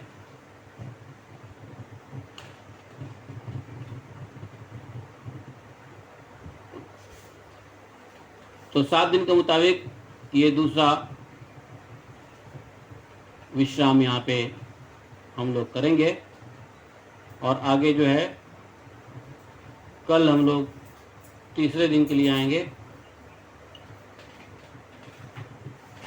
इस प्रकार से 7 दिन आपका ख़त्म हो जाएगा। तो देख रहे हो कि किस प्रकार से कोई भी एक टॉपिक नहीं है जो छोड़ा जा रहा है। टच हर एक टॉपिक को किया जा रहा है संक्षेप में। हाँ, तो आप लोग को याद क्विक फ्लैश, क्या कहते हैं, फ्लैश मेमोरी पूरे भागवतम का होते रहना है। ध्यान रहे ये सब भागवतम जो कथा चल रही है वो सिर्फ और सिर्फ पितरों के लिए डेडिकेटेड है। इसलिए पूरे कथा में आप यही चेतना बनाए रखें कि हे हमारे पितर लोग, कहीं भी हो, स्वर्ग में हो, नरक में हो, इहलोक में हो, परलोक में हो, जहाँ भी हो, आपके निमित्त भागवत कथा हो रही है। आप इस भागवत कथा के द्वारा अपना मुक्ति का मार्ग प्रशस्त करें। बोले ग्रंथराज श्रीमद् भागवत महापुराण की जय। एकम शास्त्रम देवकी पुत्र गीतम एको देवो देवकी पुत्र एव एकम मंत्रस्य तस्नमानि यानि क्रमापि तस्वति वस्य सेवा। तमेव माता च पिता त्वमेव तमेव बन्धुश्च सखा त्वमेव विद्या द्रविणं त्वमेव मम सर्वदेव देवः। कृष्णाय वासुदेवाय हरे परमात्मने प्रणतक्लेशनाशाय गोविंदाय नमो नमः। हे कृष्ण करुणा सिंधो दीनबंधु जगतपते गोपेश गोपिका कांतम राधा कांतम नमोस्तुते। तप्त कांचन गौरांगी राधे वृंदावनेश्वरी कृष्णानुसुते देवी प्रणमामि हरिप्रिये। वाञ्छाकल्पतरुभ्यश्च कृपा सिन्धुभैः च पतितानां पावनेभ्यो वैष्णवेभ्यो नमो नमः। जय श्री कृष्ण चैतन्य प्रभु नित्यानंद श्री अद्वैत गदाधर श्रीवासादि गौर भक्तवृंद। हरे कृष्ण कृष्ण कृष्ण हरे हरे, हरे राम राम राम हरे हरे। जयति ते अधिकं जन्मना व्रज सयत इंदिरा स्वदत्रये।